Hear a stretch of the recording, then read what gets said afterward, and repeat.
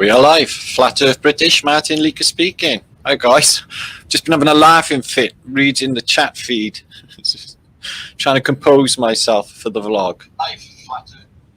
Absolutely epic. It's brilliant to see you guys. Please share this out before we start.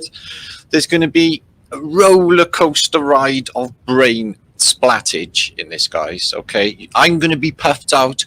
You're going to be puffed out by the end of this. It's going to be in two parts. The first part is going to be concerning a narrative that needs to be looked into further, I feel. And the narrative is of the great expositions or the expos or these giant fantastical cities that exist in our cities not too long ago, which are no longer there mostly. Okay.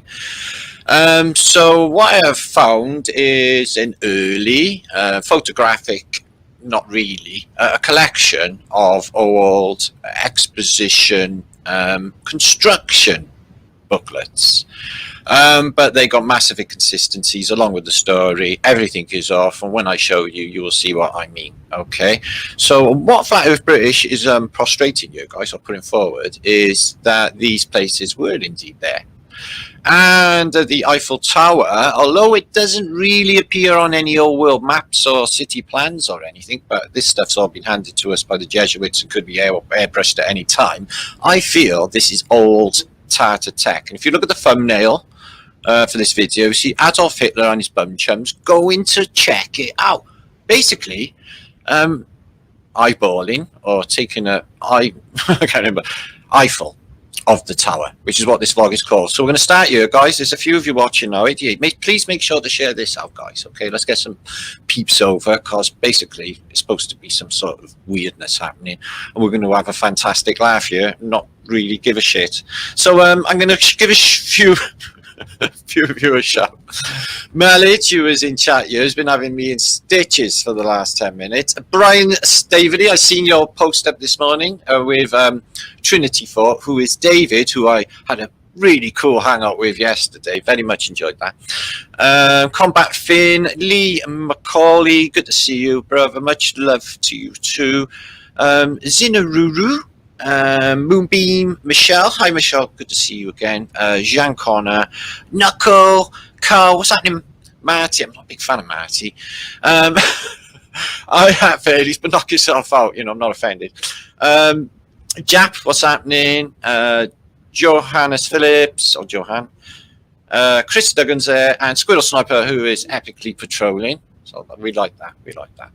Parkway, whoop. Alec King Canute, president-elect. Wow, King Canute's in for elections. Better than that Biden sniffing your hair and touching you and stuff. So good. Watery wickedness. Jackie's here. Jaxie Daydream. Randy Weathers. Lapis is here. Woohoo! Be excited. Yeah, so I'm going to start there anyway. Blake's good. Just good to see you as well. And everybody else in chat. I'll get back to you now. Rain. Pom Diggs, Marcel's good to see you. Hippie Shakers Trees of Canada, me. Hiya, good to see you. And Dennis, Cookmaz, and Supernatural Life. Okay.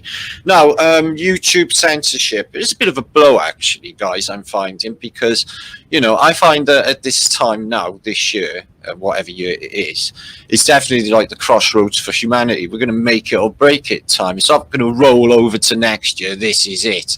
So I was thinking, you know, I need all my formats to punch this shit out now coming up to the spring. But they must have sensed that, I'm feeling. So, unfortunately, for showing video, very confusing scenario with these YouTube, you know, guys, and none of it makes any sense. So it's the context of the video. We spoke about hidden lands, warm lands out there somewhere, but hidden lands, lands hidden to us that are not on the map. Okay, so I talked about that and Admiral Byrd and other stuff. Anyway, Tartarian channel had the video completely removed, telling me for using Lamater Brothers video. Okay, which is fair enough, you know, people who are 120 years dead need the money or what have you with the copyright. So they said that they removed the video completely, and my channel will be under a copyright strike, which I can't go live or post anything on there for 3 months. Okay, on the Flat Earth British think tank channel, the video still stands. Although I did set it for the day onto unpublished, just in case of more fuckery. And I thought to myself, well, no, let them remove it. I'm not removing it, so put it back up. And then I had an email this morning saying, you have 7 days to show this video and we will remove it completely. Now, guys, this is nearly 6 years into YouTube, and I have never, ever heard anything so insane in all my life. There's 2 different reasons. And the second reason in the Think Tank channel was for using Periscope. So which one is it? Periscope? Lumiere Brothers? Which one is it? And one video's deleted because it can't be watched anywhere, and the other video can stand for a week just running. Does any of that make any sense? Because it makes 0 sense to me. Mind you, all the bullshittery with the hack or kidnapping of Flat Earth British last year made 0 fucking sense at all, except we were gaining amazing momentum, basically killing it, and then it was like taken out. So it's been like a game of snakes and ladders here on Flat Earth British. So it's no use suggesting to me, people in comments, I see all of you saying in my comments, why don't you go to DLive? I've got an account on DLive. Why don't you go to the library? I have got an account on library. Why don't you transport all your data? Because I haven't got the time in the world, guys. Yeah, there's a pandemic on, guys. It's now or never. Yeah, the resistance needs to beef it up a bit now, because basically I haven't got time to waste another fucking 6 years in trying to build up. This is how far I've got. I got completely wiped out basically end of 2018, and it's taken me this long to get exactly where I am, where I got deleted, 28,000 subscribers, which I got yesterday. So when they took my other channels out, same day.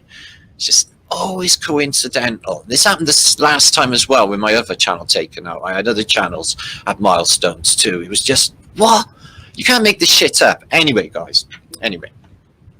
So yeah, they're gone for 3 months, both them channels. So I only have this left. So I have to gently go. Otherwise, Flat Earth British will be no more on fucking YouTube. I've got an emergency channel, okay, with maybe 3,500 subscribers, called Martin Liedtke's Nectar. There's only a few videos on there. I'm going to put that in the description box below. Make sure to subscribe to that, because I'm basically going to need to use it, okay? If I want to put anything up that's a little bit dodgy, going to take my channel out, but it got to come up, I'll have to put it on the Nectar channels, not to risk this one being wiped out off the face of the earth and then got no more Flat Earth fucking British community. Yeah? Nightmare, nightmare. So it couldn't have come a more inopportune time, but like, I'm always up for a fight anyway, but never have it easy. But now coming up to April or the spring, could have really done with the basically it's a constant fight to be heard in the community and on YouTube. Okay, I'm completely aware of all the scenarios that are going down, but it is very frustrating. And I'm getting to the scenario now where I'm like thinking, fuck it, I'm done with trivialities, I'm done with bullshit, I'm done with drama. This is fucking real. Why aren't people just getting jiggy with it, getting their shit together? Because I have, and I know a lot of you guys have too, So yeah, that's been really fucking frustrating. So we'll have to go with that and be gentle, okay? Because if I get this one taken out, I'll start all over fucking again. Like, I've got another 6 years to piss around. YouTube, it's just not a reality, guys. They're making this like mainstream, innit? If you put up like a fluffy pussycat, not that there's nothing wrong with pussycat or kitten videos. I'm saying, guys, they're absolutely epic. But like, 12 million hits. This is what the people out there, the backmaskers want, isn't it? They want cushiness. They want a comfort blanket. They want to feel all warm and comfort. Nothing ever change. And they'll fucking sell out, and they'll do anything, I reckon. Even a jab in the ass just to fucking get that done. Guys, it's extreme Stockholm syndrome to a whole new level. Hard to even stomach. It really is, putting up with them all. So anyway, that's what we're dealing with. But the good news is we got stacks of fucking juice. We're going to smash it on here anyway. Okay, guys? I know. Peace and love to you all. For Mitch, in case I forgot, thanks to all my awesome Flat Earth British think tank community. It's been fantastic over the last few weeks, actually, guys. And we've been smashing it. And I've been on a few shows. I've been doing quite a bit of stuff. Talked about my YouTube censorship. Okay, so that's bullshit. Thank you all. Massive gratitude to you all for 28,000 subscribers again day, which is fucking epic. So that's it. They sensed our ship. Okay, we'll get to that a bit later.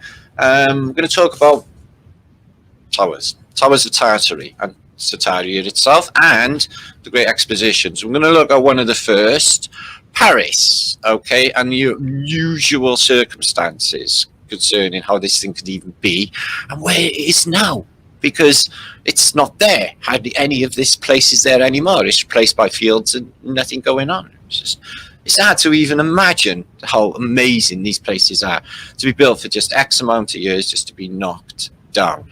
So yeah, this is I think really good evidence of fuckery with history, guys. Okay, for the eyes that can see, it's really easy to see through. Read between the lines and you know exactly what's gone down. They've handed us the history. They've hid the golden age of Tartaria that just went before us, and the mud floods and the cyclical nature of this place, very, very cleverly, with the control mechanism. Everyone believing in, like I just said, trivialities and fucking bullshit. You know, I hear people talking about stuff that's not even important in reality, and it's like, what the fuck is the point? You know, especially at times like these. Anyway, enough small talk, I've got to get on. Now, good to see you, Zal Moxie, my brother. Back from walkabout in the outback over the Christmas holidays. We all did that, a bit of walkabout. I did myself. So, Bertie, good to see you. So, we're going to get into it. We're going to talk about the Eiffel Tower. Okay, the Eiffel Tower, apparently built by Gustave Eiffel. Okay, which he did business with the father of Isambard Kingdom Brunel, who was the real engineer, not Isambard Kingdom Brunel, who was a Frenchman. And other things that you can attribute to Isambard Kingdom Brunel are the statues of liberty. He built a little one for them and a massive one apparently for the Americas, okay, which he shipped over in a boat, okay, and then rebuilt apparently in New York Harbor, although nowadays it's more in New Jersey. But we'll just go with that. We'll go with it, okay. If you was a believer in man, or if you think Mandela effect or shifts in reality or two parallel timelines or two Parises existing, yeah, and that's what we're looking at, or one Paris is a long way further fucking back and the age of photography is complete bullshit, okay, then that's what you're going to get in this post, because it is quite something don't fit and it feels eerie, if that makes sense. A bit like the San Francisco stuff, guys, but there's something else going on here completely. Let's see if we can spot it together, okay. Eyes to help. Okay, so we're going to basically get an Eiffel Tower, okay, Eiffel Tower. Good on you. So, nice one, Brian. Yeah, you're going to like this, brother. You're going to like this a lot. I was thinking of you when I was going through them. I was thinking, fuck me. The only thing that explains this is they got superhuman powers and they can just click their fingers and everything's all right and neat again. Okay. Or that there's two Parises, or that there's shifts in reality. Now, I was discussing last night about waves of change coming through and them trying to basically stem the flow of these waves of change, spiritual advancements, you know, ascension, if you like, or whatever you want to call it, happening to many, many truthers and many people who can see through the bullshit, okay, who are immune, like me. So there will be no any mention of Rona or things like that in this chat, guys. Okay, 400 of you watching, please share this out. It's good juice in this. No, right, so part one will be about expositions, then later we are going to venture into the very, very trippy world. There will be no jugs and there will be no penises in this post, maybe. Anyway, the very, very weird and trippy world, okay, of history. Okay, we're going to see what these cats got up to in the past. Okay, it's going to be weird. Okay, as you will see. I mean, a lot of everything you will see in this post is basically selected for mind splat. Probably never seen any of this before. A lot of it, except for the maybe not even the Eiffel Tower books. So it's all pretty, you know, as it usually always is, because I don't really repeat things twice on Flat Earth British. We're up to 2,000 videos coming up to, including all on the Tartaria, so it's a lot of fucking information and shit. So the links for everything I show will be given after the post. I don't give them before, in case everyone basically takes the links and fucks off and don't watch the post. So a bit tight on both halves, but you know, it's Armageddon, whatever. So peace of love to you. Hippies, Teresa, my friend. She's looking forward to it. And Sonia with the beautiful smiles, she's looking forward to it too. She's baking. I bet her food is fucking fantastic. See the kitchen. Oh. Anyway. So yeah, anyway, let's get underway. So we're going to think about the expositions. I'm going to need to try and basically get my shit together. Everyone on Facebook as well. I know there's a few of you on Facebook as well. I don't know how many. I forgot about that. Platforms to Facebook peeps as well. Okay. Thank you, Ian Hempill. I love your name. Martin, no, I haven't considered responding to Matter of Conscience and Conscience. I'm not giving anyone a fucking inch or a mile. Why the fuck should I do anything that anyone demands? I ain't fucking doing anything, yeah? It's all there, how it happened, the way it happened, organically discovered, okay? Found by the Great Flat Earth British think tank. Okay, and I ain't jumping to no fuckers tune ever. Okay, yeah, so that's me. So I'm quite happy to have him on here, Flat Earth British, and explain it face to face. That I would be really fucking with. Yeah, that I would dig. So if Matt want to come on, you know, I have asked, but I get completely blanked all the time, as I do in a lot of places. Come on to Flat Earth British and explain how all this shit goes down and how much we know, which is a fantastical amount and absolutely fucking mind-blowing and undeniable, okay? The fuckery is biblical. How can any of this have even happened in the past, okay? It gives me shivers even thinking about it, guys, okay? So, yeah, I'm really happy about that, but I ain't jumping to no fuckers tune. Flat Earth British, fuck that lack. Anyway, and it's plus it's pandemic and I'm not really big on taking prisoners. Yeah. Just me. Anyway, so that's me. So I'm going to share screen. Thanks for bringing that up. Yeah, I've seen Campbell responded, so that's epic. Save me having to ignore it. Anyway, I don't jump to no one tune. Fucking why? Do anyone do all of that shit and drama? I'll never fucking know. Anyway, share screen. So Paris Exposition, 1855. Campbell did it really well, Zal. I loved it. Yeah, man. I thought he's really sweet with it as well, so it, you know, that helps. Anyway, I'm not sure if you see my screen. Yeah, can you? Haven't come up on my screen just yet. Okay, we're looking at the Paris Exposition share picture, 1855, where all of this show starts apparently in Paris. He's a legend, all right. Can you see any of this, guys? Because I can't actually see it on my screen. I might be a little bit behind. So wait for me to catch up. Okay. So you get this far.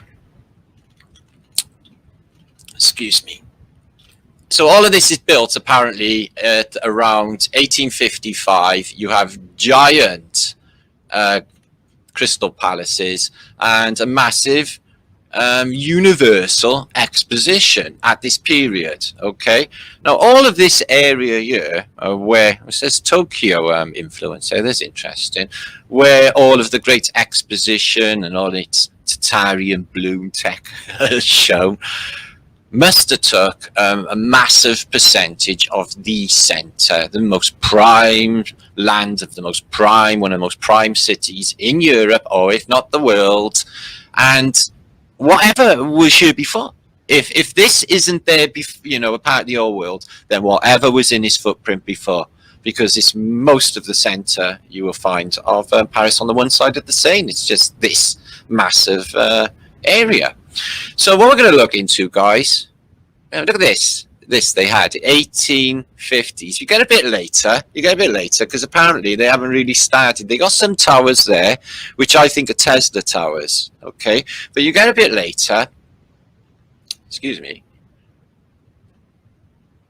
I will show you now, right? This is basically the excellence of this period. You know, from it starts off 1855, and by 1869, you know, you've got this great civilization apparently up and running. But in the interim period, looking like this, right, on the Seine, but in the interim period, halfway through in 1871, which we've shown on this channel and a couple of my other channels, is that they had a war.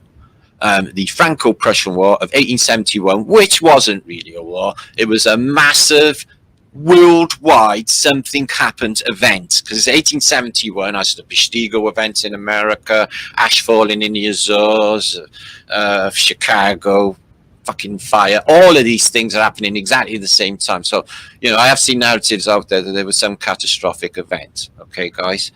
So amazing colorized, but they really don't look like they're actually there. But just the most mind-blowing, stunning civilization. The technology, the thought, and they had docking stations as well on apparently the top of some of these towers for the Tartarian balloons, and they did dock onto the top of the Eiffel Tower. So in the Universal Exposition, they had, you know, for 1855, they're doing giant, basically pumps and dynamos. You know, this is like massive machinery, and it's, for what my mind is for the mid-Victorian era, this is just way ahead of what they tell us.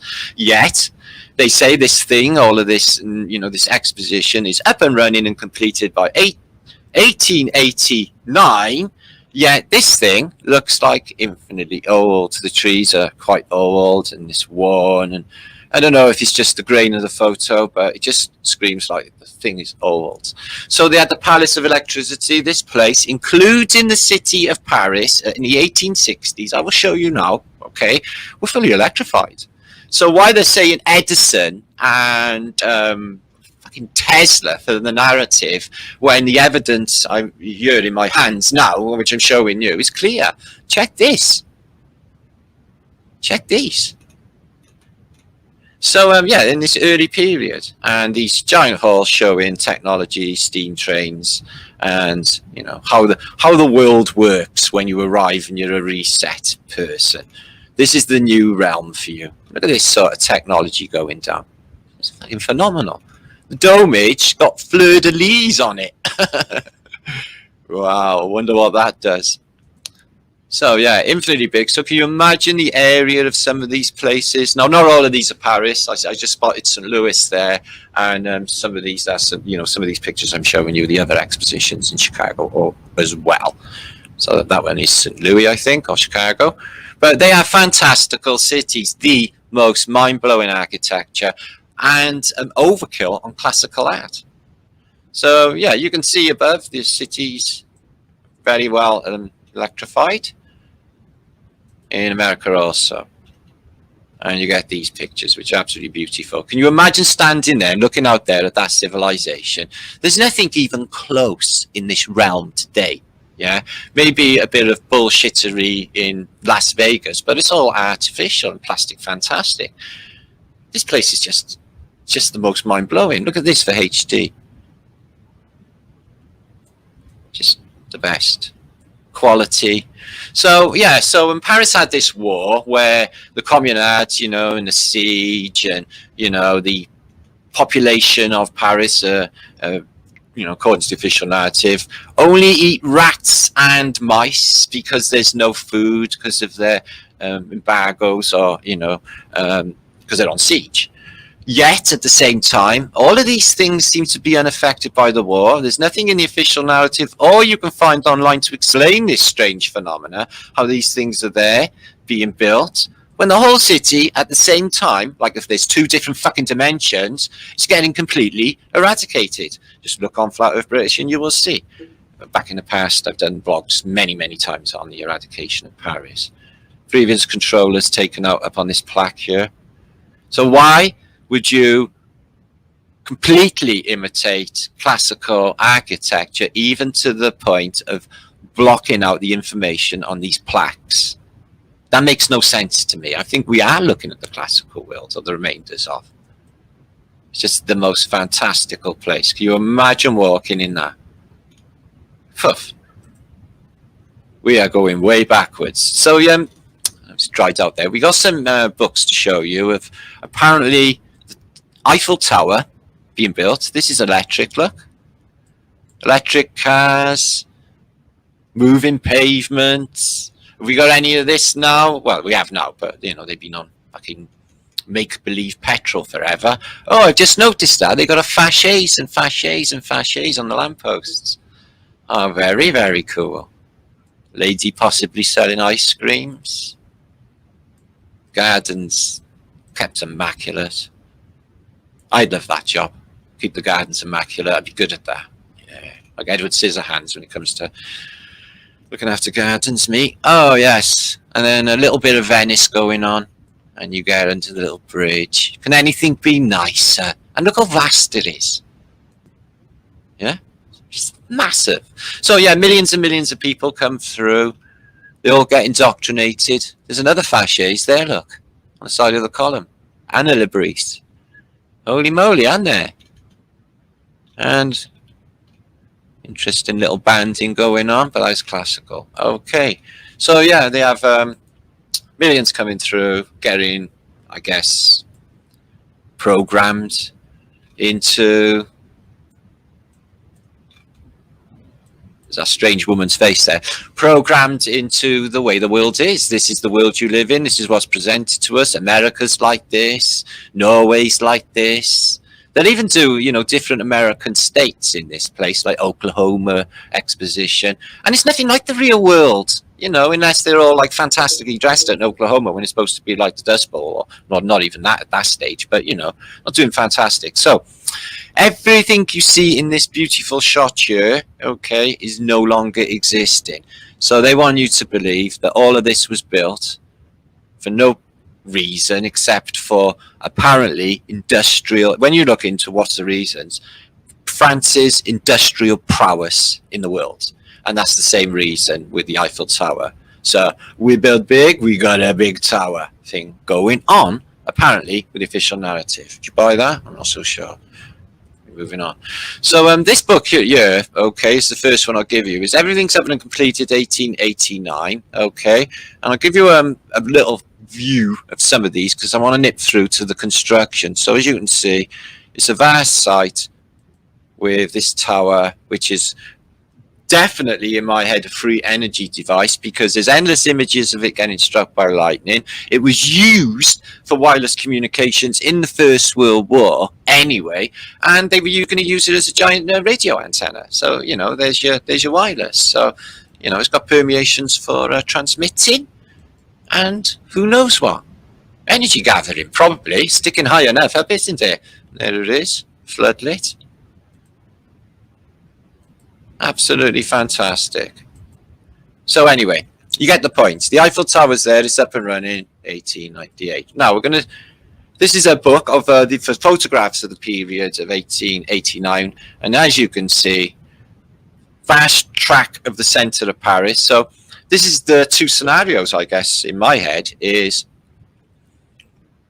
the occupants of the previous Paris were all killed. Everything was ruined, and we know where they are. They're in the catacombs below. Could have these been inhabitants of this beautiful Tartarian civilization? Very, very fucking possibly. How do you get it out of the history books? Well, you tamper with the photography, airbrush stuff out, add stuff, make sure you don't make any mistakes, because there's people out there with keen eyes, like this sort of caper. Now, Mandela effect, or whatever you want to call it. Now, last time I did this or talked about these things, these three energy things on the first lift of the Eiffel Tower, I looked into the fire of the Eiffel Tower, okay? And there was a fire in the 1800s, okay, like there was with Blackpool Tower. There's pictures of it on flame, and all of these things disappear. So I thought, well, that's weird, iron disappearing. And how does metal burn? And how is any of this going down? Anyway, all of this stuff, these half shells, or these shells, and these wires are gone now and in the later day. So when you Google it, 1800s fire, all that comes up is apparently this whole thing was on fire in 2006. Now, I think I might have still been watching the news back then. I'm not actually sure. But I can honestly say I don't remember the Eiffel Tower actually being fully in flame like they show you in the photographs online. Take a look for yourself. And then they say that a lot of this stuff is taken out, but it's on earlier photographs and later as well. Basically, I think these things disappeared around the turn of the century in another fire that they've taken out of the narrative since the last time I looked, is what I'm saying. Because I think it's on the Flat Earth British Celtic Tartarian channel, guys. I really do. Let's have a look at some of these photos because they are all fantastic, but I've got 1,000 things I want to share. So there's this, excuse my pronunciation, I'm crap with French, Tracnunon, or whatever it is. What is this? What is this? Tower. Okay. Oh, we never know what we're going to discover here, do we, guys? So, yeah, could you make sure to please share this out, guys? Get some guys over 2 channels downage. Wow, look at this. So, yeah, this thing's fantastically big. It looks a bit newer than it does in that other photograph, all grimy and messed up. So, yeah, that looks pretty all electrified. I can't see that elephant going down anywhere. But, okay. Maybe over in this corner. Yeah, probably. So, yeah, I'll make sure I connect all of these photographs up to you of Paris. When I get through next into the building of said thing, we'll look through a few of them, see if we can spot something missing or something up. We'll try it with these. So is that some kind of water tower with a big giant chain coming off it? What do you think?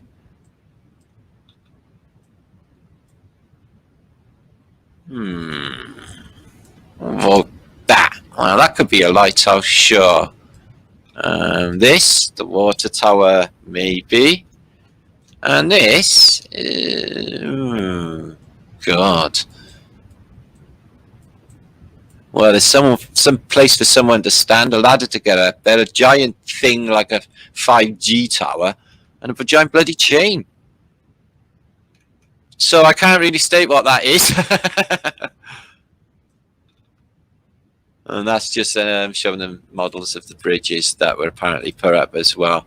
So yeah, very anomalous. But like the history, you know, with all of the information they give us about Napoleon as well. That's very sketchy. I've got a photograph of him, and they should have had. Photographs existed. They got a photograph of Duke of Wellington, where they have Napoleon. You're supposed to be an emperor. Yeah, all you got is different paintings of him, and none of them look the bloody same. Oh, let's check this one out. So yeah, they built all different little picturesque parts of the world in the exposition itself. All different countries represented. And remember, it's an exposition, so everything there is not to be bought. Everything is just on display. And they just, you know, in some photographs, they just display, you know, fantastic amounts of classical art. It's just, where did they get this shit? So in this now, you will see the foundations going down. Let's follow these, okay, guys? These are of the construction of apparently all of the Great Exposition, right, in 1889. All of this is there, up and running in apparently 1900. I know it's all disappeared in one day. So here's some of the ideas of what it was going to look like. Or is it the case that it did look like that? Is it possible that they could fake the building of a tower in photography? Well, I tell you what, guys. Yeah, it is. And I'll tell you something else as well. The age of photography, why do they do lithographs? And not only that, we think lithographs are photography. So this is from a balloon because it's really high up. They do give you some photographs, but look at the area of Paris that's apparently been cleared to build this. What was there before on the most prime site? If that's the case, and you know, and they've knocked all of this down to build the Great Exposition, where were the people that were from there? You know, there's millions below this city. So yeah, it gets a bit weird. If you keep an eye on the construction underneath, okay, guys, this is it. Basically, 3/4 of the way. We'll follow it from bottom up. There's a photographic chronology we'll see now, but it's just pay attention, right? That they're up there, and it's only this, you know, this far up, and underneath seems to be not in a really bad way, does it? It doesn't look like a building site. There's people, there's stuff going on, right? Well, later on, it looks like Armageddon under there when it's further up. So they've either cleaned it up and it's all got messy again, or something else is clearly going on. So yeah, they had different styles. London was going to even have one as well. I got a picture of shortly. Look at that for tech. And New Zealand got one. Had a Eiffel Tower as well. New Zealand has one, smaller, a different, slightly different style, and also Blackpool Tower, which is probably the second biggest of this style. So no, some of this didn't exist, but look at that with the balloon on top, Cluage on top of the dome. Remember, the Wizard of Oz got out of this dimension or this reality in the Wizard of Oz on a balloon. And how did he get back there? Well, Dorothy has to use voodoo.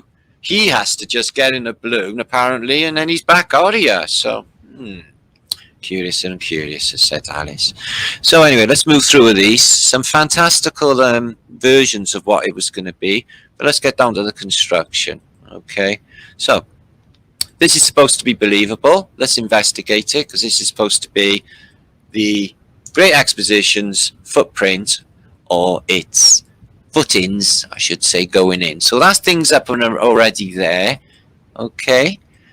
If you're confused about the chronology when any of this is happening, there's a couple of photos coming up that will really help us all. So I noticed this stuff here, you know, underneath this rock. Okay. Excuse me, what's happening with that? Oh dear. Stop that. Oh, it's all gone weird. Excuse me. My cursor went weird, sorry. This stuff here looks way old. This here. This looks like it's recently been made, but what about that? And then what they do is they put these giant, massive footings in to hold the wires, or to hold the legs, apparently, to hold this up. So this is a photograph, apparently. Bit of a messy building site. So, apart from, you know, that building there, a couple on the skyline, there's nothing really to tell you that that is in Paris. But so that is apparently the foundations. And then there's a few pencil drawings of this shit going down, apparently. And then color pictures. So that's they do get a couple more photos here. So these things go in. Now I've got a photograph of apparently all of the floor and everything you've seen here has been filled back in again. So where they got the topsoil and where they got the earth, I can't even imagine. So all of this disappears. All you have sticking up is a tiny triangle of these footings, these wire guards here. Okay, and I have a photograph somewhere of a Victorian or whatever standing next to these here, and they're just so all of this you see in this will be below ground level. I'm wondering what this pit is for, and what this is for underneath it. They're dressed a bit smart to be doing digging all day. This cat's not. Oh, he must be the foreman, and he must be another foreman looking at you. Okay, so that's them doing the piles for the Great Eiffel Tower, apparently. Believable. This one is back to a lithograph and not a real photograph. Why? And it's identical to the one almost that we see earlier. And again, the footings get up a bit more. And it's just a picture. Well, that's a bit inconsistent. And why are they bothering to do that? And then you've got these giant gantries, which you're going to do the next bit. And then you get a few scrambled, dirty photographs. This first section here. Let's have a look. Oh, there, you can see. There's the only bit left. So everything we just seen in that previous photograph has been backfilled. That looks like the top of an arch. That is the top of an arch there. You see that? Yeah? So underneath is the top of an arch. Possibly the top of another arch. Okay. Okay, that's interesting. So look here. They've backfilled all of that pit that they dug and everything else, and that pipe, which was going I do not know where. And apparently that's the first section falling in. Okay. And then it goes to pencil. Again to lithograph, again to lithograph, again. And then, boom, she's up. So it's this section. But, you know, is this even believable? Is this photography? Well, it takes a jump from these footings and then his pencil drawings and then boom, this section's up. And I'm just trying to imagine the scale of these things. So let's have another look at this. Let me know what you think in chat, guys. Please share this out and ting. So that is that's another lithograph. So why would somebody make the effort to do all of that detail in a lithograph? Holy shit. I know it was artistic prowess, but that is friggin' ridiculous. Look at it. Even each strand on the rope. Oof. Alright. So, fantastic machinery to make all of that wrought iron they brought in by apparently a horse and carriage. Here is further out. Okay, it's getting further up now. Let's have a look. 1889. It's got mud all around it, a wicker fence. A wicker fence, okay. Okay. And they got a giant wooden scaffold or whatever it is, if it is wood, in the centre. Okay, okay. And a couple of huts. Okay, it gets us for the builders. Well, there's not much going on there, is there? Let's move on a bit more. So you can see the electrification here, you know, of Paris, you know, for sure. Even before, you know, the Palace of Electricity is probably even set up, and the Eiffel Tower is, you know, constructed. Apparently, you have. You know, I'm guessing these are not gas lights. I can't imagine illuminating that much, and I can't imagine this, you know, lights here all down this boulevard or what have you, being anything other than electricity. See the shells of some of the buildings over there. But what kind of photography is that? Night da is what it is. So nighttime photography.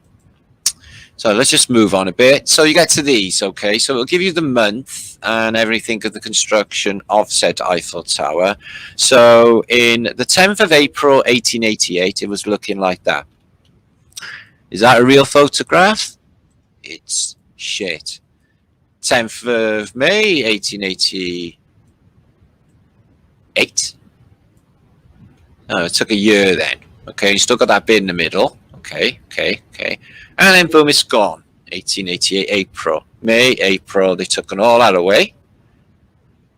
And keep a look at all of the state of everything underneath. Not that you can see anything, but there's those buildings in front. I can't see that wicker fence. Okay. Let's keep watching. And then the only good photograph you get is, I guess, that one. So, okay. Oh, this is earlier. They should have put them in order. 1887. Nothing there. 8 September 1887. There's a little building going on here. And a little bit more. Apparently then dots designate people. Okay. And then December. And then up to them ones you've just watched. Okay, I get that. And then, let's have a look. October 1888. And she's at November. They've got this much up. And December, almost completed. 1888. So let's have a look underneath. Well, it looks a right mess underneath. I don't know what's going on there, because in the photographs you get online of this thing being built, and a colour picture we'll show you later, it looks absolutely mint under there, like this. So what's going on? They must have had the best building cleaners ever in reality. So February 1889, and she's up. Okay, guys? A little bit on the top. And then maintained, I guess. They can give you the date on that, but boom, she's finished. From that to that. Shame you couldn't give us this quality of photograph for this, the whole building of it, instead of these black and white grainy fucking things, and then they get all super fantastic once it's finished. Highly fucking suspicious that is. So do I trust that photographic record of them? Well, no. You could easily Photoshop that shit. Good hell, I could pencil that in with fucking Google fucking pictures with black pen. It's ridiculous. And look at this amount of gantry and stuff. That's it at 60 meters. So, you know what you think, guys. The computer just run out. I'll keep an eye on it. Make sure this stuff's going out. And there you know what I mean. Do you know what I mean? Underneath the Champ de Mars is beautiful, mint. A lot of life going on, sculptures, that bridge, But at that stage, you still got this centre gantry. How far up is it then? Is that believable? No, I mean, if I was to hazard a guess, guys, I would say that the entire photo record is tampered with. What is going on? I can't even imagine. It spins my head to even imagine. So, the things there already. These are actual photos of it been built in the 1850s with just inconsistencies all over the place. And the entire city is supposed to have had a war halfway through all this, guys. Yeah? When this is supposed to be being built, I mean, all of this going down and this great exposition, they have a big fucking war. So let's have a look at these culprits. That's interesting. So, my internet's going down on my laptop. Excuse me a minute. So yeah, let's have a look at these interesting characters. Top hatters. Okay.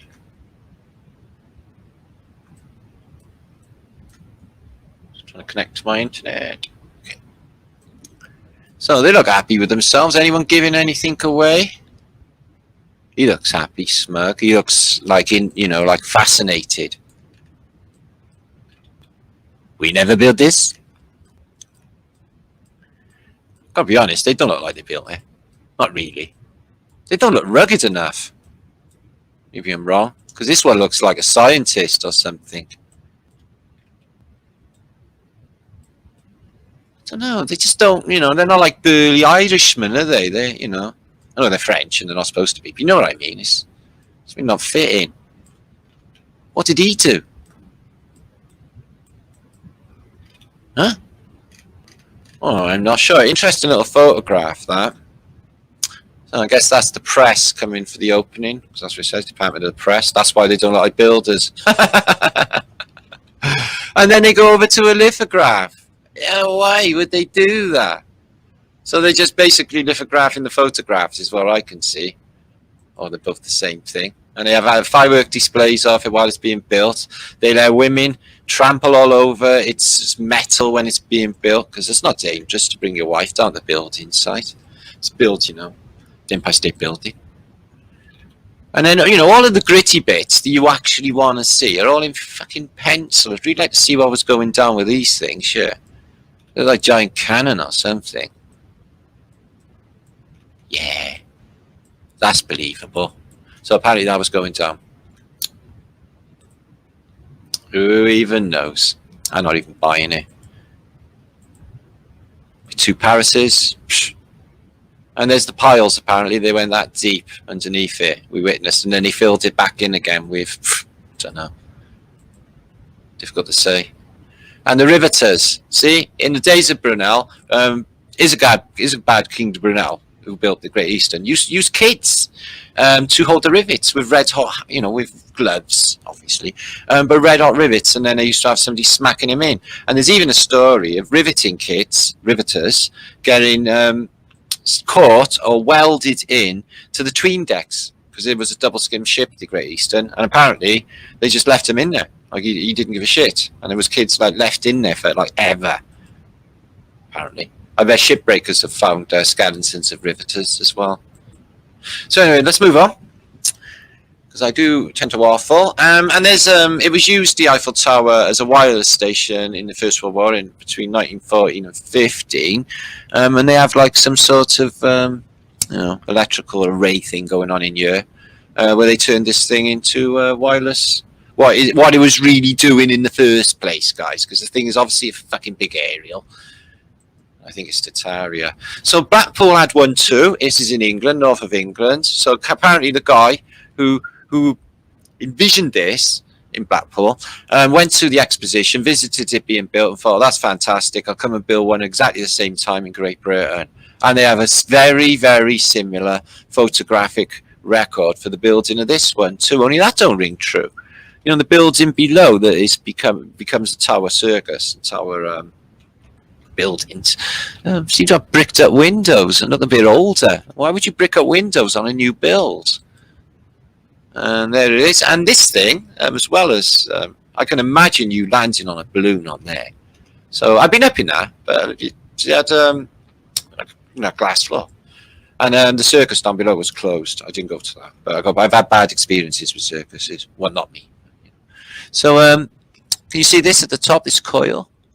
So yeah, apparently this thing, beautiful Tartarian looking building, had that happen at around the same time I researched before as the other one, and now they've taken that off the records and everything's changed. Now there's this thunder fucking great fire in 2006 that I missed that took all of these beautiful ornate bits. So I had to think about them. I was thinking, well, maybe they were just 3D thin metal, wrought iron, and basically that they didn't stand, you know, the course of time, and they rotted and stuff, and then they removed them from here. But no, that's not the case. I don't think metal actually burns. So they got stuff written in here. I'll show what that says. So yeah, all of that got taken off, part of the free energy thing. That was the Tower of Eiffel. So yeah, it was so snaz that I thought that was Goebbels. So yeah, Hitler, he's only got one ball, and as Mel said in chat just now, he's trying to keep the other one warm.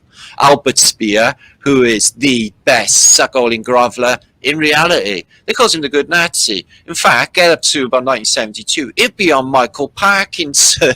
I'm in a giggle about all of this. So yeah, he fucking walked, and he was in the Nuremberg trial.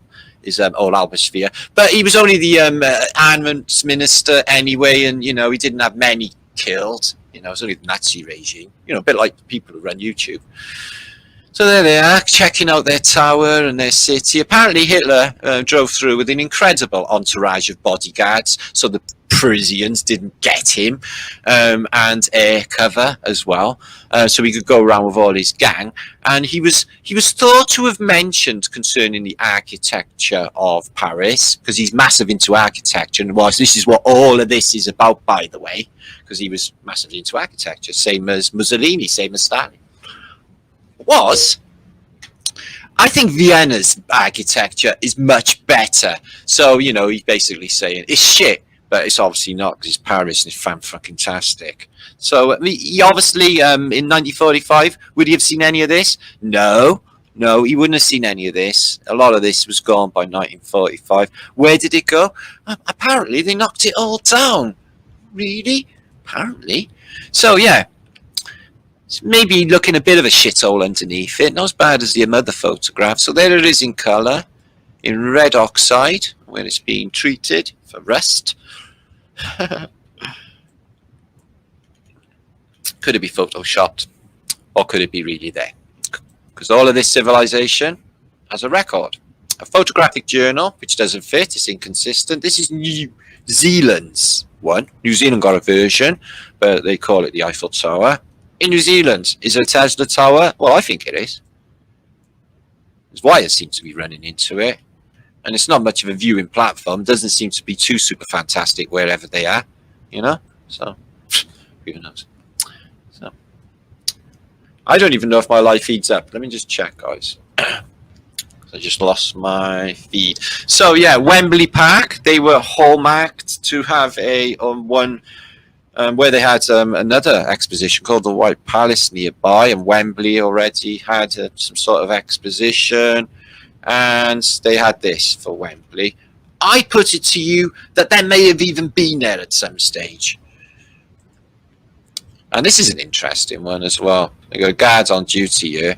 You can see all of those beautiful decorations all gone. All of this taken away out of its technology. Evidently, because it's got wires sticking all over it. And this wired off bit, really high fences, and that's the wireless station for World War II. So, okay, 700 of you watching. Oh, so glad. Good to see you all, peeps. Much love to you all. I'll be coming back shortly, and we're going to look at some more fantastical film. Not film, I don't show them for a while. In the second part, it's just going to blow your minds, because everything I'm going to be showing you is just crazy good. So, this is not Paris itself. This is Belfort, right? Now, this is a collection of photographs. I guess I could get you a bit later on, but I just had so much juice. I was just checking you on my phone. Is a lion put into the side of the cliff, but more fascinating, I thought, was this. Okay, So it's bell, fort. So it's a bell, fort. With them. So are they flagpoles? No. So what are they? Stops about there. Seems to be a lot of tech going on in the early Victorian era on this fantastic building, Belfort, with a massive lion in front of it. Holy fuck. So, yeah. And also, check this out in Cisteron, okay? Another French photographic record I have to share, but I haven't got time to show you everything. But look at this, guys. The strata in there. And what were these deep gashes? And that.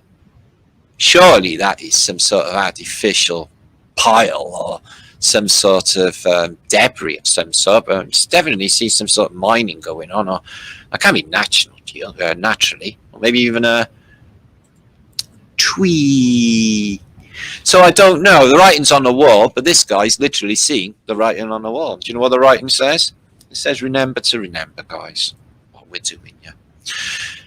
Kirster done a strange science. If you know about Kirster was a guy in the 18th century that did all freaky stuff. But he did a technology of bending light called Imaginator, which I got a book about, where he would project light into one parabola, to another, to another, to another.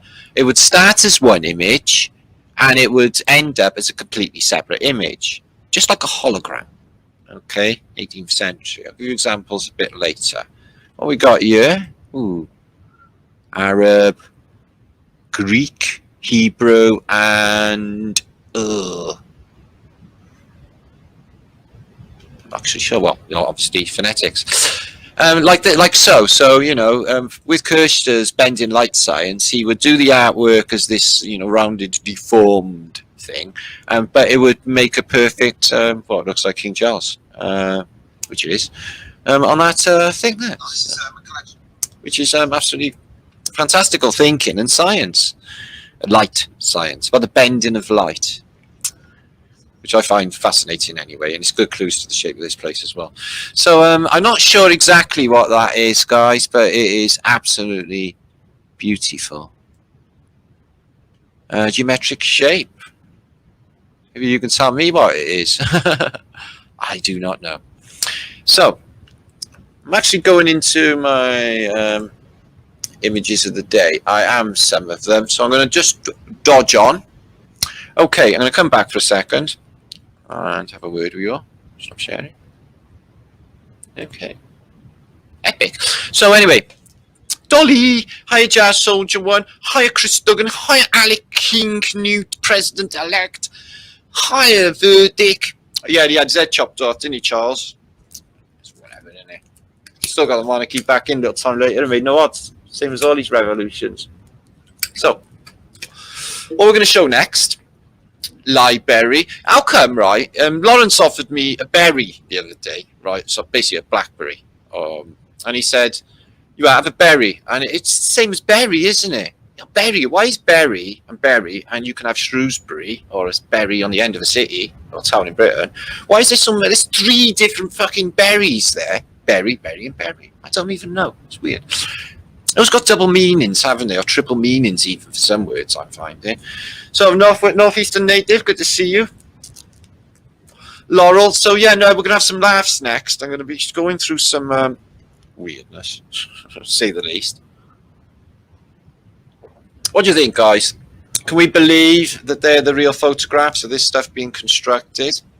If they're real, then these things are being constructed, and they were constructed then. If they're not real, then there's fuckery, which would scream it to me, okay? Because, why you need just 1 or 2 photographs and lithographs of the same event of these footings going in? I don't know, guys. It all doesn't ring true to me. There's something else clearly going on. I think it was there already, including that Eiffel fucking tower. So, okay. Now it's time to get not so serious. We don't really do seriousness on Flat Earth British, in case you haven't noticed. We do a serious, not give a fuck attitude. Hi, Ed Bragg. Hi, Hippie Shake. Hi, Artie. Hi Dubsy, good to see you. Anybody else who's there? 748 you watching. Make sure to share this out, guys. Okay. If you do want to see that video that I made about Hidden Land, you've got 6 days from today to see it, and it will be deleted. It's on the Flat Earth British Think Tank channel. Hi, Brian. Buddha, Brian Evans. Chris C. Vaselis is in the house. Good to see you, my brother. Juan. So that's you. Good to see you, Juan. Good to see you, Robin. Good to see you, Daniel. Don't call me Maggie. I don't really care. Just don't. Autumn Joy, love you. Love you too. Don't know you, but I do know. But I love everyone by default anyway. So, you know, I'm not like you. On a plane, good to see you, my love. Carlos Garcia, good to see you, my brother. Denise Max, hi Denise Max. And Craig is in the house. And Fatima, hiya Fatima, love. And we got I Hat Fairies. What's the story? Morning Glory. Captain Who Trips. Okay. Lee 64. You'll find a lot of that goes on around Flight of British. Angie B. Eric. Good to see you. Matt. Good to see you, my friend. And Nikki, who's giving me a cool smiley face. So that's nice. Jamel Johnson is here from New Orleans. Absolutely epic. Best James Bond ever was the one in New Orleans, wasn't it? Wasn't it? I know. If you're going to have a funeral, have a New Orleans one with a jazz band. Yeah? Da, da, da, da. Yeah? Da, da, da, da, da. Well, not like that, because that's fucking annoying. Anyway. So, Peter Bloom, Patricia Doherty, good to see you. Misty World, hiya. And Sonia Testament, who's a YouTuber. Adolf was right. That's that your name? So, do you get blamed from YouTube much? You know, being as like Mossad or whatever, they run YouTube and stuff. I just wondered, you get away with murder. Scotty Wadles, Miss Ali, good to see you. Son of Overlooks is always here. And Matt, who's regaining a balance. I'll speak to you very soon, Matt. I've been up the fucking wall. Oh, my channel's taken out, as you know. Anyway, but I'll catch up with you very soon, my brother. Red Askijon. Red Askijon. Why did you have a foreign name like that? Amanda Bryce. That's better. I can say Amanda Bryce. And Lee Taylor. Ahoy, Lee. We are all pirates. No, we're not.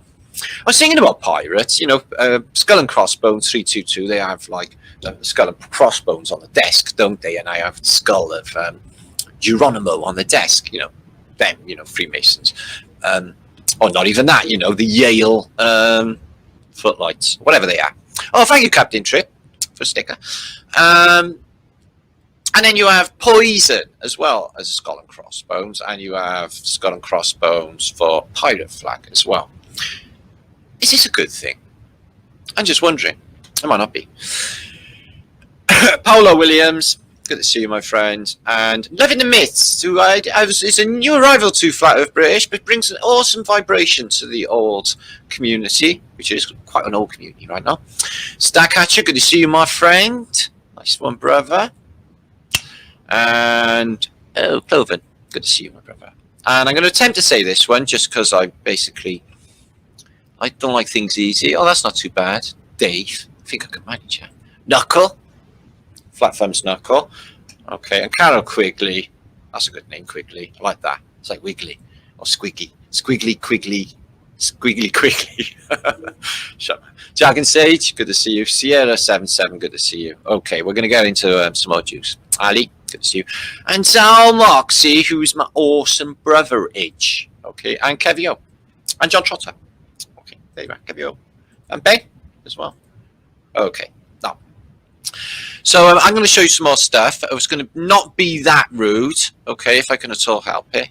Okay, so just show you that. There's the information if you want to find out about Flat Earth British. And we have websites as well. Okay, flatearthbritishinfo.com, which is all the information you would ever want to know on this subject, which is quite a lot. And there's a lot of permeations and things are changing. If you notice my last post concerning the Phoenicians probably just being slaves, okay, the rowmen who were rowing the ships. We're going to give you an idea, or maybe two, of who we think are the culprits. I was talking to Matt, who's in chat right now. Possibilities through the culprits are, but I need to, you know, really review this subject because it can be pretty temperamental with a lot of people. It's like mentioning religion and stuff. People get, pissed off with religion and talking about it. And like I said, I'm done with trivialities in life anyway. At this period of time in my life, okay, all of us should be actually, because it is a pandemic and they are gone fucking nuts. If you look at the evidence of flat Earth British, okay, over the last 4 years, and don't ignore it, you're going to see how nuts they can really fucking get on us, guys. Okay, going to sit and wait? Yeah, not this guy. Okay, not this guy.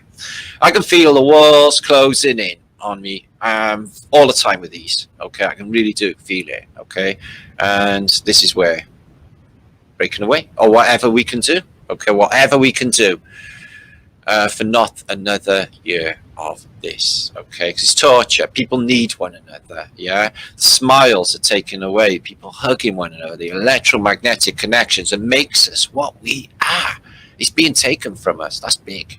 That's big to the whole matrix. That's doing something to the computer.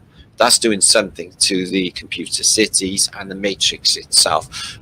That's why they called it a contact breaker. Okay, they're doing something to the whole power system or grid of the matrix is what they're doing as well. Anyway, so I'm going to get on with some information. Much love to you all. Peace and love to you all. Okay, let's get rid of that. So we're just going to go through some funny stuff. Let's have some fun now, okay? Because everything you see now is going to be unusual. You happy? Okay, we do try a flat Earth British to bring the love up the vibration, okay? Because we all know how crazy it is out there, guys. And being as I'm in a certain frame of mind, like not really giving a shit, then I'm happy to come and share my love and vibration with you all. Ka-ching. Oh, I'm naughty. Anyway, it's all done in the best possible taste, don't you know? So, British, Martin speaking. So we got some cool pictures here. Now, you were just talking, Vertic, about Charles having his head chopped off. Well, it seems to be a big thing in the French Revolution, as you know. Okay, as well as the British, wanting to chop off Marie Antoinette's head and anyone else. We'll give Louis the 16th the chop, okay? And all of the other Illuminati or elites of this country, get rid of the monarchy, chop off their heads, and we'll have a republic, which it turns out to be as fucking full-on Phoenician, nasty-ass bastard republic. But they were really crazy on the guillotine. But it's a really efficient way of getting rid of people. I think that they probably die instantly, but I don't know, because I think brain activity, keeps going even after your head's been chopped off. One horrifying thought: your head can still be seen and your brain activity still going. Is that what it's all about? Is that how fucking cruel and twisted and fucked up they all are? Well, this place is infinitely cruel and fucking twisted and fucked up, I feel. So I'm not even, going to doubt that. So anyway, this is the funeral procession in Paris of Louis XVI and Marie Antoinette, or probably in the same coffin, because why would it be so insanely big? They did the same thing with Lincoln as well. He had a crazy coffin and a crazy train to take him to his crazy crypt of crazy leaders. Yeah, he freed the slaves. No, he never. He slaved fucking everyone. That's what he did. You all wasn't watching what he was doing. He played a sleight of hand. And then he cut out because he was an actor. Boof, killed him. My ass. Whatever. These are clear psyops. These are clear. You can't prove any of this shit going down. And you know what tells me? The similarities between the assassination of JFK and the assassination of Lincoln scream to me that they're telling us that this shit never went down. Yeah. So, what we got here is elevation of the Chapel de Morts, or the Chapel of the Dead. Okay. Now you get a lot of these monuments sort of made and artistically rendered in the past, and I'm wondering, along with Newton's epitaphs, why these are even out yet. So what you get is a fantastically big pyramid. Some people who look like they're in ancient Babylonian or ancient biblical clothes. couple of fires going. Do you know what it reminds me of? Mordor. Do you know on Time Machine when you got like them people living underground and the siren goes and everyone just, you know, them beautiful people that live there all aimlessly walk towards the door and you got Rod Taylor going, no, don't go in there, pretty blonde girl, stay with me. She's going, no, I must. Well, they go in there to the Mordor and they end up fucking lunch. I'm wondering what's going on in this because it's called the Chapel of the Dead. It can't be a crypt. Anyway, so why are they even showing us that shit? Did any of it really go down? I can't even be sure. This is a mind splat. Mind splat. So all of the links you see here, guys, will all be shared with you. Do not despair. So this is a cool one, right? So this is pictures and photographs of the most remarkable things on a globe that doesn't exist. But the most remarkable things at the time. So this, I thought, was a fascinating little ship. Let's have a look. So they're all from the late 1800s, some of them a little bit earlier, about 1870s. And then I noticed this. And I thought, shit. So, I'm ex-merchant navy. Not that I sailed on sail ships, per se, but I've seen a lot of them, okay? And this one seems to be having some sort of propulsion other than sail. So I was thinking to myself, well, why would you have two double beams or two things here above the rigging? What would their purpose serve? And then I looked on Google, you know, because this thing here has an aerial on top. This thing here has another aerial on top. This thing here has an aerial. Can you see that?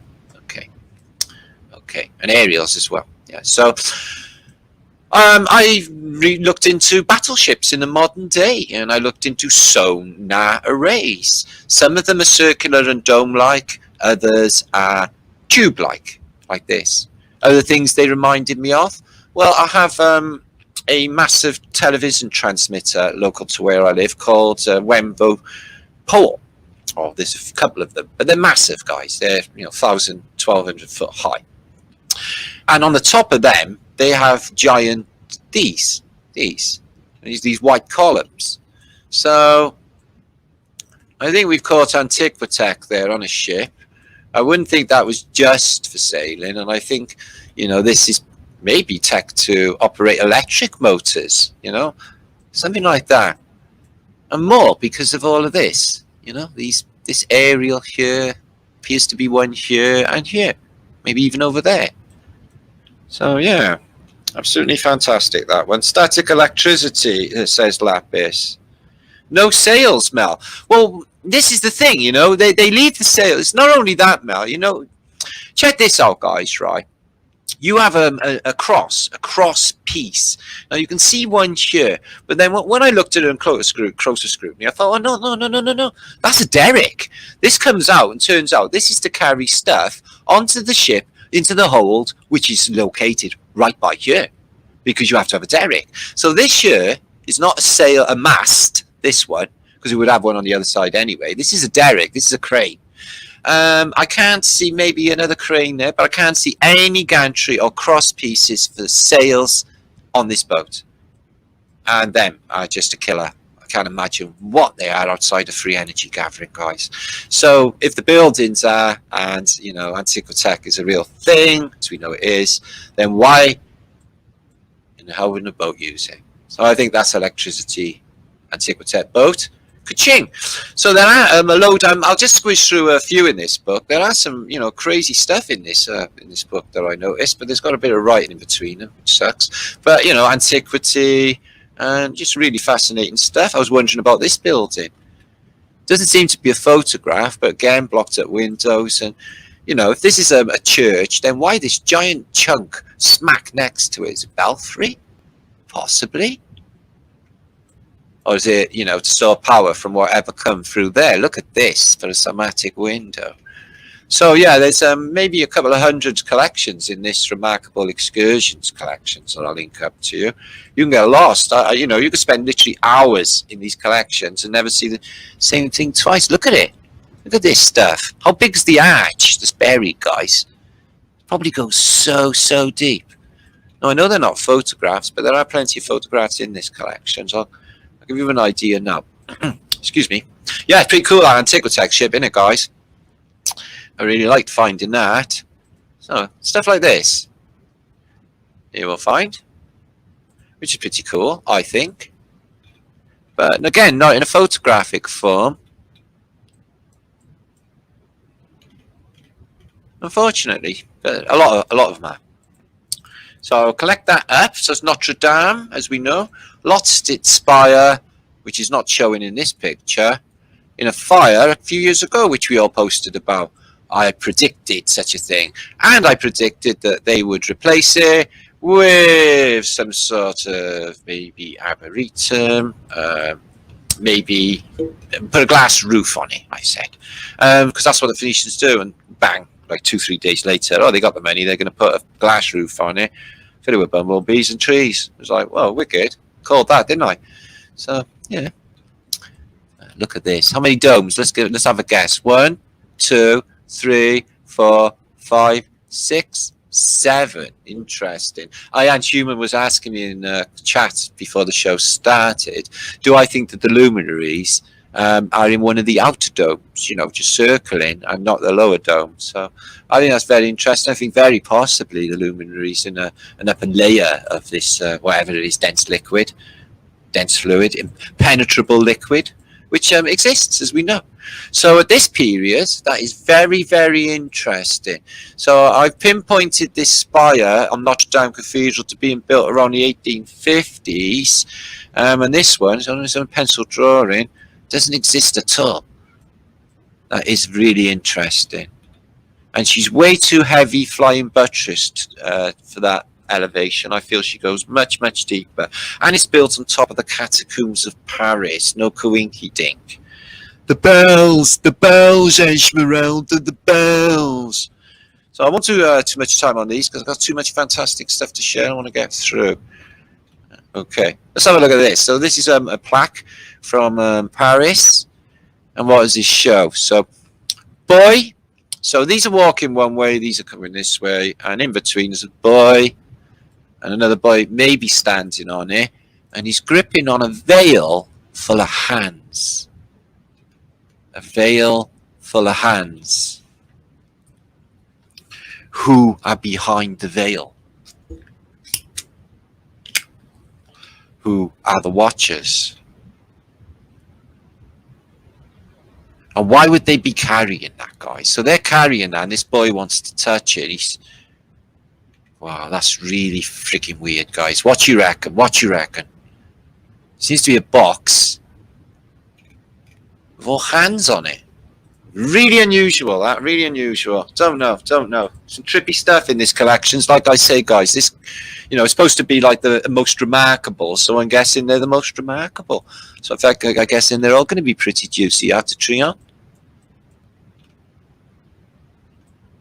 Has to be a remnant of the old world. Has to be. Remnant of the classical world taken out. So we've had some ideas of what made, you know, the classical world basically mud flooded, ruined, and what looks like to be, say, burned in Baalbek, and even frozen scenarios. Frozen waters, frozen.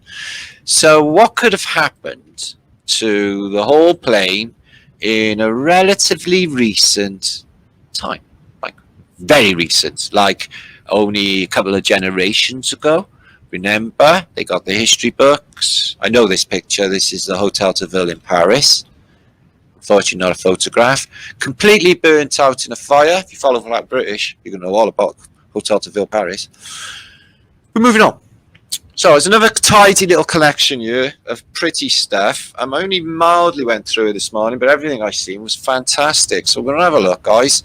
And what you're going to find is of stuff in New York City museums. Okay, so I don't know about this brass plaque. The only thing I can see is 4 opposing Tauruses and 4 angels. And I can see, when I look at this plaque, basically the shape of our Earth. When I look at it, that's what I see. Even the electromagnetic propagation I see. So an old world lamppost in New York when they were absolutely fantastic. They got them old ornamental antique type light bulbs in there. I use them myself. Although mine's run out, I've got to get some more, but I can't go into bloody pound stretch because they're all closed. So I don't know. So this is the type of freaky, fantastic stuff they got going on their architecture in New York. Kids, check this out. We have a dragon or something, crown above it. Oh, that's fucking tastic. How many arches, domes? Well, only 2 or 3. But wow, look at that for decoration. So New York, the older world, a lion head there. And a couple of lions there, but, you know, more of a, I don't know, would you say a Chinese feel to it, or even Mesoamerican, possibly, I would say. Like Mayan. So, yeah, these are fantastic. These look like onyx or something. These power shells, I had an ashtray of one when I was a kid, and I was endlessly holding it in different, you know, angles of the light, because anytime you moved it, you know, it looked like the oil in a puddle. It was all rainbows and beautifulness. Just like that. Isn't it funny how nature is so beautiful and colourful for our experience in this realm, guys?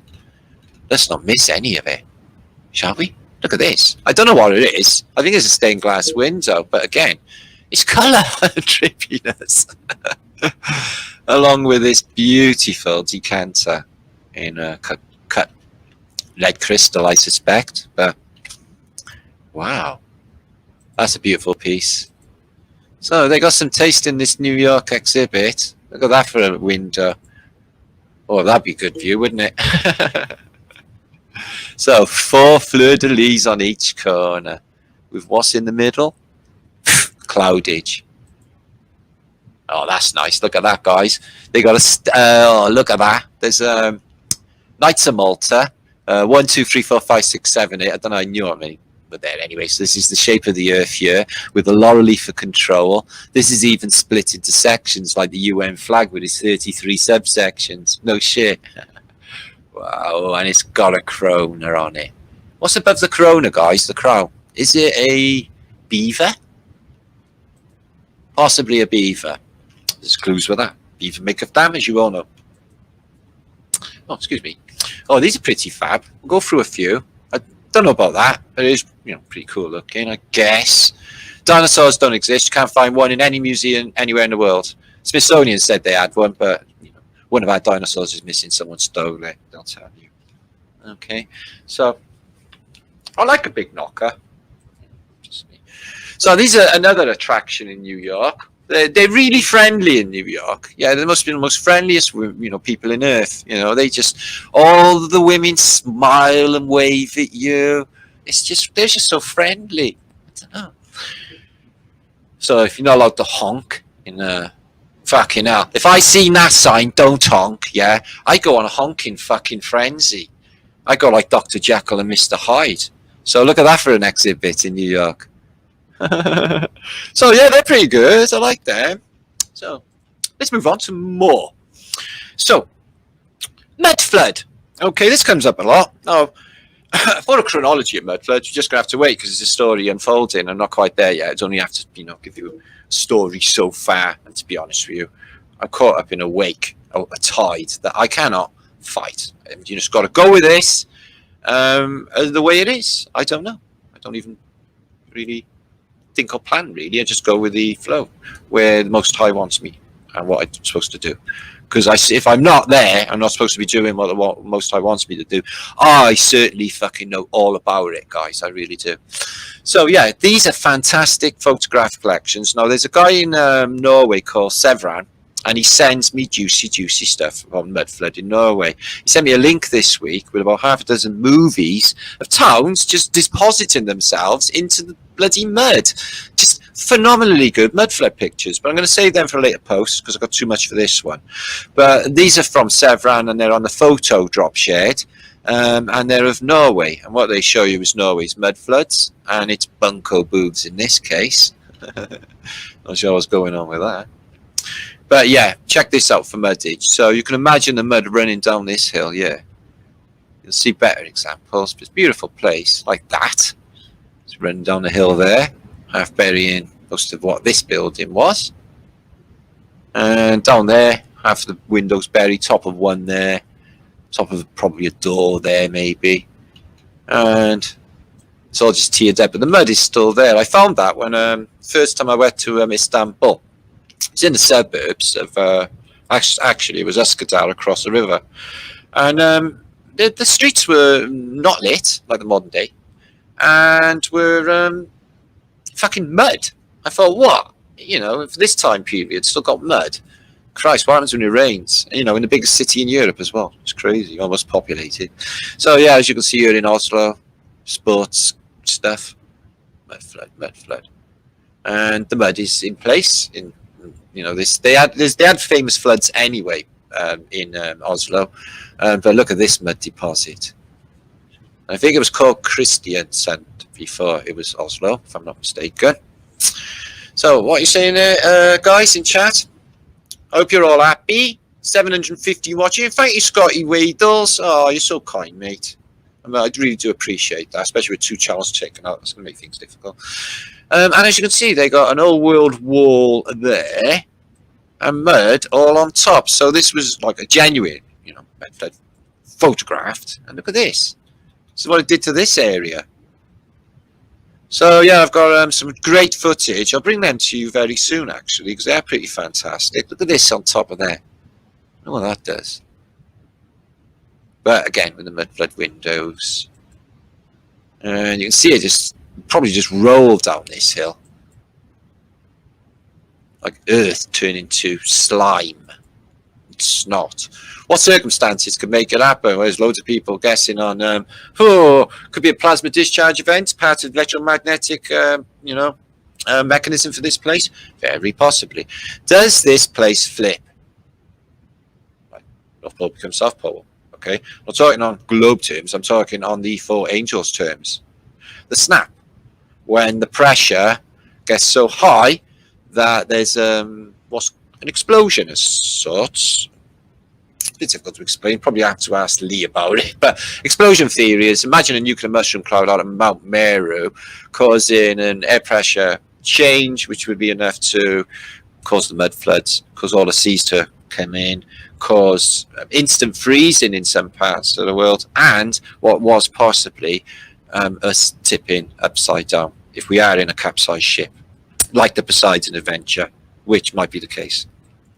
And they could have been built in the Tower of Babel to basically get out of this place, this upside down boat, if you like.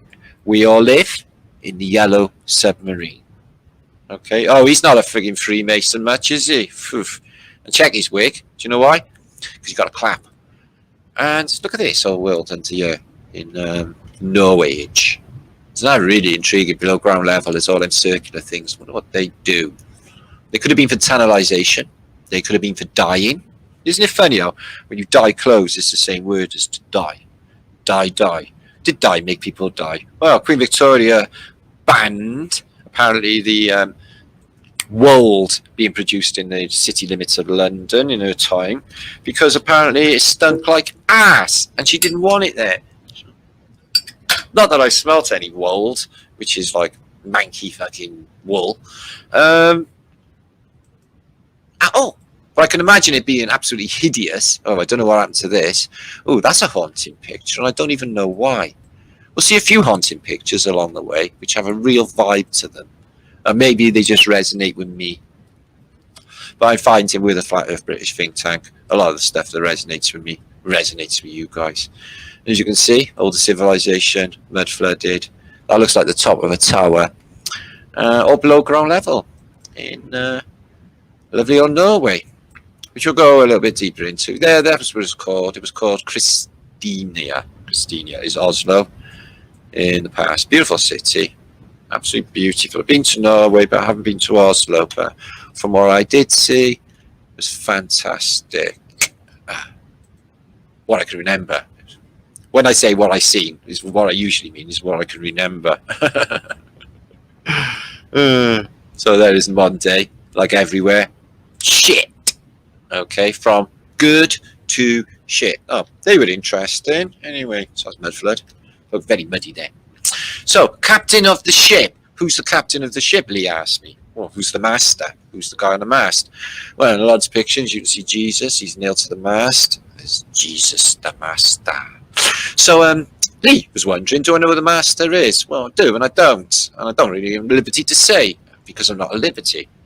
But if I was to hazard a guess, okay, who's the master of said ship, which would be shit, is this guy here, because they say the master of this Phoenician ship in this ancient, basically alchemical book from 1615, Indian mythology, Mexican mythology, classical mythology, okay, and Asian art. And it's a fantastic little book, 500 pages of basically post-apocalyptic craziness.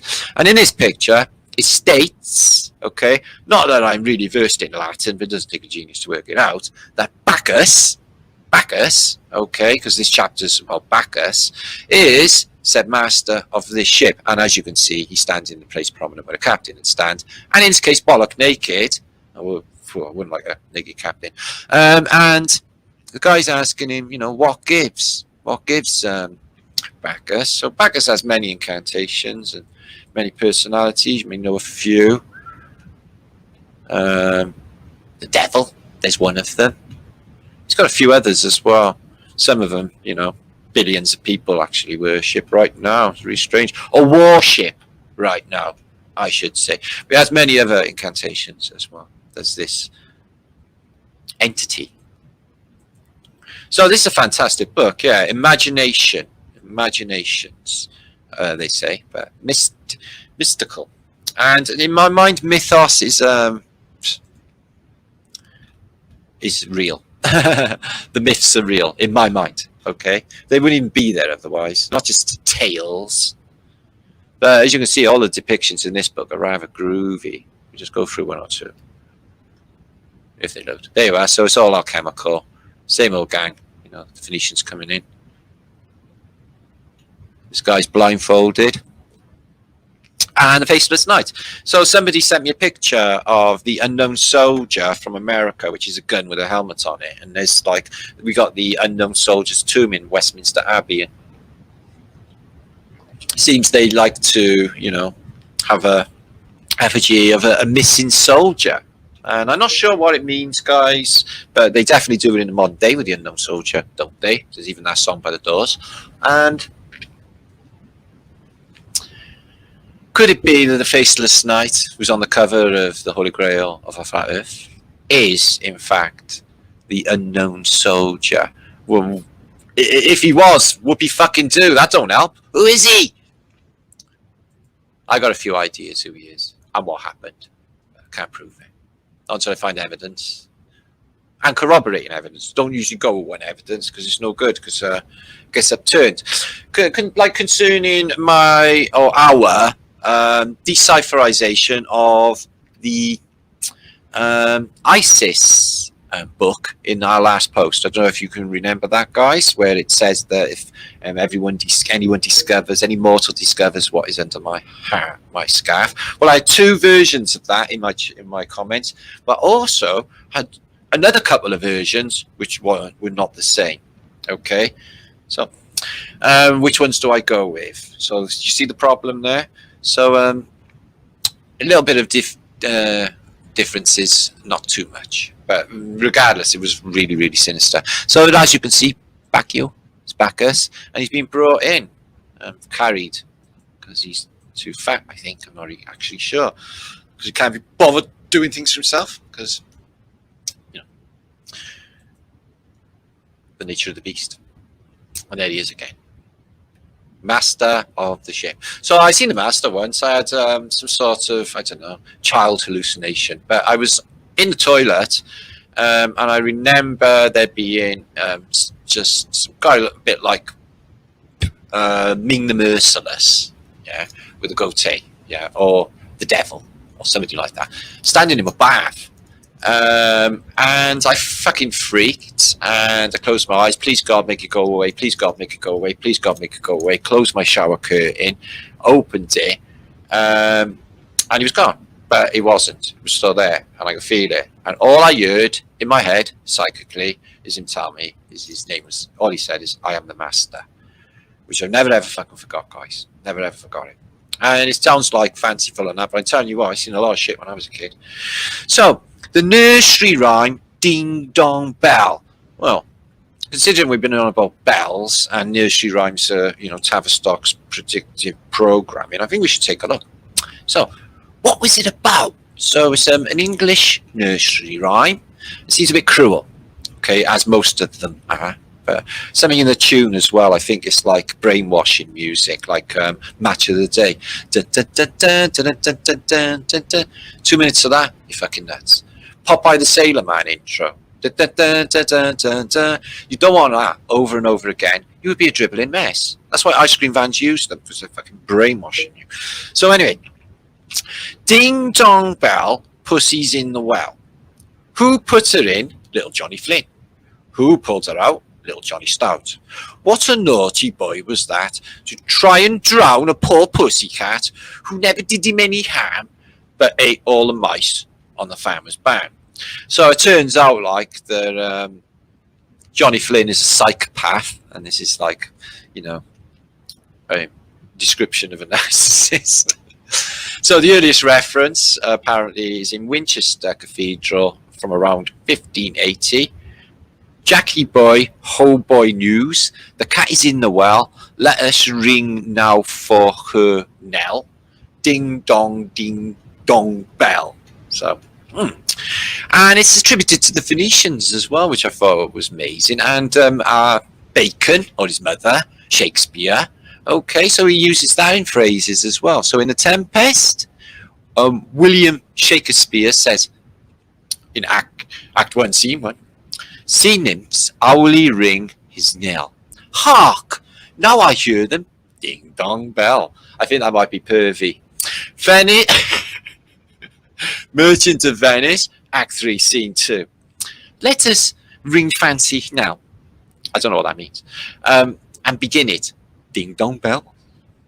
So yeah, it goes on. It's different versions. Okay, the reformed version is Ding Dong Bell, pussy's in the well. Who put it in? Little Johnny Hare. Who put it in there? Little Tommy Thin. What a jolly boy was that, to get some milk for the pussycat who never did him no harm, but played with the mice in the father's farm. So he played with the mice and he didn't kill them. So what's going on? I haven't got a clue, but it's got Phoenician stuff in it. It mentions bells and it mentions drowning pussycats. I don't know, guys. Anyway, middle-aged and history weirdness. Now we're going to try and interpret what exactly is going on with the Middle Ages and the Victorian period. In this depiction, this lady's like, yeah, Johnny, have a suck of this. And he's like, oh, for fuck's sake, man, I'm 30 years of age. And will you stop tying me up? So I think that's what's going on. He definitely looks a little bit old. And I don't know what he's doing in that bandage thing. But she definitely wants him having a slurp. This guy. This guy is like, check this out, God. Check this out. Yeah, not a bad wanger, is it? Check the size of my bollocks. Are they the biggest bollocks you've ever seen? The Most High must have blessed you with those bollocks, sir. No shit, Sherlock. Look at him. Wang, wang. No, this one's a curious one. Apart from, like, pretty as fuck. Lovely hair. How is she not dead? Explain to me, Flat Earth British think tank, how this person is... Goat balls. How this person isn't dead. So she's had like a gastric band. I can imagine her maid sticking her knee in her back and pulling this corset in so tight as she's got like a 6-inch diaphragm and hasn't died and looks fucking scary and terrible. How's she not died, guys? Drag? Who said that? Kevio! There are women in the world, you know. They can't all be fucking fellas. Yeah, there are women. I can assure you. Although, let's have a look. No, I don't think that's the arm of a fella. And man would die if that happens. Anyway. No. Kevin, no, he fucked my head up there. I was getting away. I was really... What a waste, I know. So these were around a lot in the Middle Ages. Can you imagine these coming down the street? Yeah, they even had flashers in this spooky, weird era. So I don't know what they were. They walked around in this realm. He's got it's like the maiden thing that you close and it makes you all like full of holes. So everyone could be dead in them. Where's the blood dripping out? Maybe it drips straight through into the floor to feed the Titans.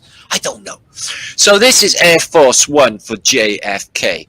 And JFK has a very interesting map on Air Force One's wall. Well, if you're the president and you've got the best plane in the world, you're going to need a correct fucking map, don't you know?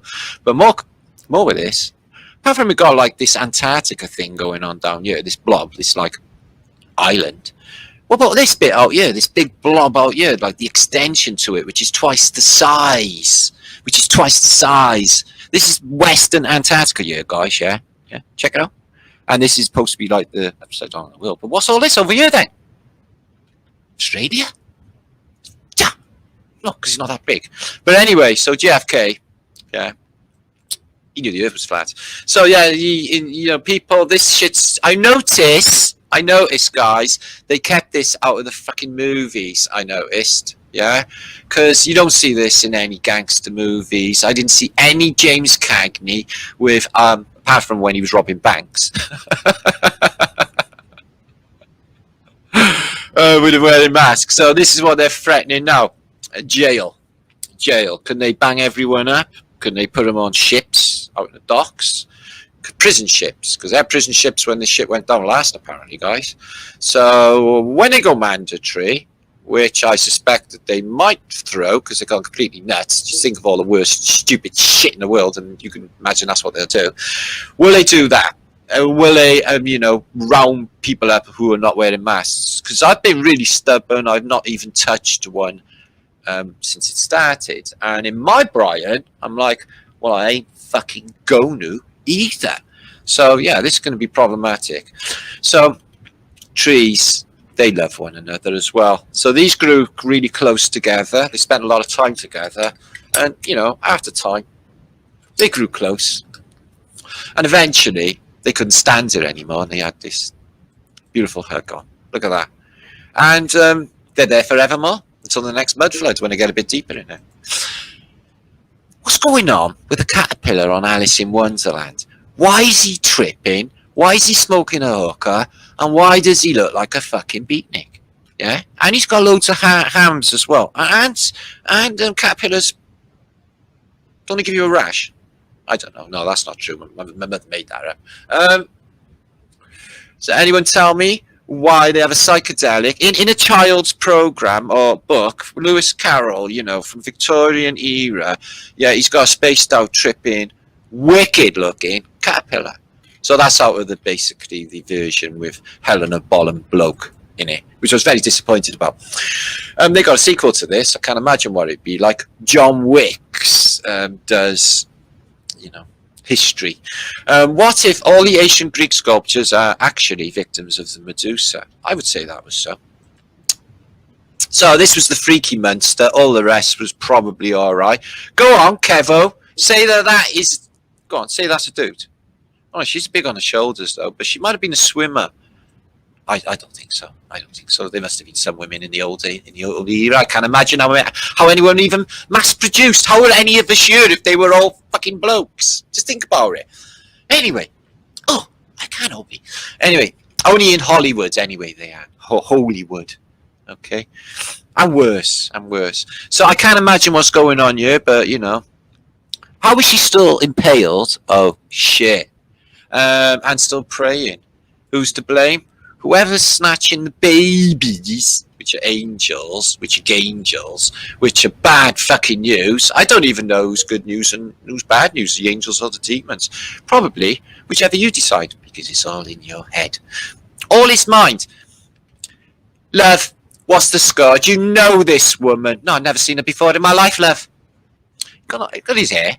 Well, he looks like he's in AC/DC or Black Sabbath. So I think this is the mark of the mermaid. Once you have been with a mermaid, they splat you with mermaid splat, and then you are forever connected with that mermaid entity. I mean, throughout lives. His wife didn't know about it. What gives, love? What gives? You can see his hands up. Never touched her. Probably. So, Dad, what should you do to survive 2020 coronavirus? Well, love, I dropped truth bombs about the New World Order agenda and high-vibed. Fucking legend, says the boy. So if you don't know this is a famous World War I propaganda. Dad, what did you do in the First World War? I did murder industrialist daughter. So this is the transport of the old days. Have we got one of these now? Not far off. They got boys going around in scooters with handbags. The handbags are full of crack cocaine. I'm not grassing them up. It's common knowledge. Let's look at this. This is an old street. I know somebody who'd like this street. Look at the wood they have. What decoration. So what about her?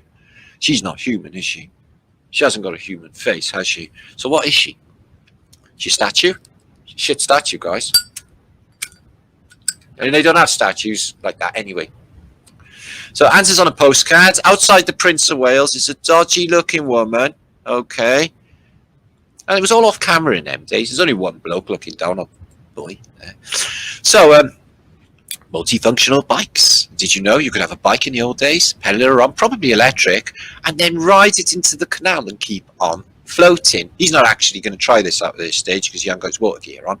But yeah. There are bikes afloat. Probably not electric bikes afloat because you basically electrocute yourself. But they had this version, and do you know what they look like? Them flying saucers you have full of sherbet. Do you like them? Yeah, if you bite them, they're made of rice water, and all the sherbet just melts down on your tongue. You get a massive sugar rush on. It's wicked. Then I mentioned hairdressers and my hate for them. So here is when hairdressing goes completely insane. Yeah. She's actually cooking her head. Can you imagine how baldy she is by the time she's 80? Terrible. So some of the earliest photographs. This is the earliest, or one of the earliest photographs you can find. And it's of Paris. It looks like it's got some blockades. And it also looks like shit. What happened in the suburbs? And blockades. So I'm guessing that could be during the Franco-Prussian War. No, that is cruel. Not only that, it's upsetting. I'm not sure if that's a child or if that's an actual living being, but I was had as a guess by the look of its feet. That was an actual living human, real being. So just warn you, okay, that you may see some of them in the future. Do not be alarmed. You've seen them, you're on fire vibration, and I'm basically softening you up for the experience. It'll be fine. Be fine. It might not be too fine to see that, though. Okay. My hair looks like that some mornings when I wake up. So, ideas, fashion for masks of 2021. Okay, this is basically what they'll be doing on the fashion catwalks. They'll have a load of ladyboys walking down, okay, with basically this on. I can see it happening, guys. So, there's a full address. Okay. That is not only unnerving, that is shocking. I hope Stephen King never ever watches my vlogs. He's definitely going to steal that for a cover for his book. So shocking. He's got shells around his waist or some tech. So check this. Let's check this out. Let's see what goes down. So it's got double belts. Nice belts as well. Fucking really nice. It's got weird hips. It's got chick hips. So he's got a third belt, maybe a fourth belt. All right, he's killer on a belt. It's got a cross chest plate. Bit of paintage going on. It's got a bit of muscles going on. Weird hips though. Fucking hell. Shocking. Literally. That's what has happened. He might have had an electric shock. Very confused. So talking about like mask fashions of 2021, this one's catching on all over the world. It's called the tea bag look. Basically, look like a tea bag. Give it the saying tea bagging, whole new experience. This lady looks fucking retarded, but she can live an illusion that she might not get infected or get infected, as the case may be. There's another version, complete this version with opera glasses, okay, built in. They get a bit hazardous when you're walking down the street because you walk into shit, you know, probably get run over and all of that, and you know, should be able to flip down. But if it flipped down, the toxic air that we're all breathing with Rona would rush into her headwear, and she would be, you know, contagious. So what kind of weird shit did they get down to in the Victorian era? Well, apparently they find things like Mothmen or curious creatures. I think this one is a swamp monster. I can't be sure. It doesn't give you any description. I just downloaded it because, I don't know, the guy looked like Peter Lorre in the background, and he's looking really seriously at this burnt thing. Maybe it got too close to the sun. In fact, maybe that woman's really, really tall behind, isn't she, guys? Skiffing! So, this is what cats. They were really, you know, they're not like bunny rabbits, cats. Although I love them, right? They got us on. You know, they know if they just give you a bit of love, always get that cat food, and then they just fuck off and leave you. They go offs. Okay. What we should do is we should train them to wheel around our sprogs. Okay, take them to the shops and stuff. So we don't have to be involved with all of that. Okay. Menial, trivial stuff like shopping with children. Do you know, my mother actually left me outside the shops once. Yeah, she went home with her friends, and they were having a cup of tea and a fag, and she was like, "Oh fuck, cat, where's Martin?" She was like, "Oh fuck, I've left him outside the shops." So they had to, like, you know, basically I was there, nobody kidnapped me, or maybe I was replaced, I don't even know. So yeah, just forget I got a child. Weird. So yeah, they'd be better on Grand National if we painted all our horses. I'd have loved a red and white striped Red Rum. Red Rum is murder in reverse, by the way. How do I know? Because I watched The Shining. Did you watch The Shining? Murderer. So this lady, she's got the first stages of senile dementia. She actually thinks that's the call box. She was knocking on the window. "Love, can I use your phone?" So nice mud flood, and look at the decoration under there. So see this lady? This is the style of Phoenicia. When you get a certain age, you gotta look like that. So it's that hairdo and that dress. They sell them all in peacocks. Never mind if you're in China, in Great Britain, in Peru, or in New York City, you'll all wear the same fucking dresses.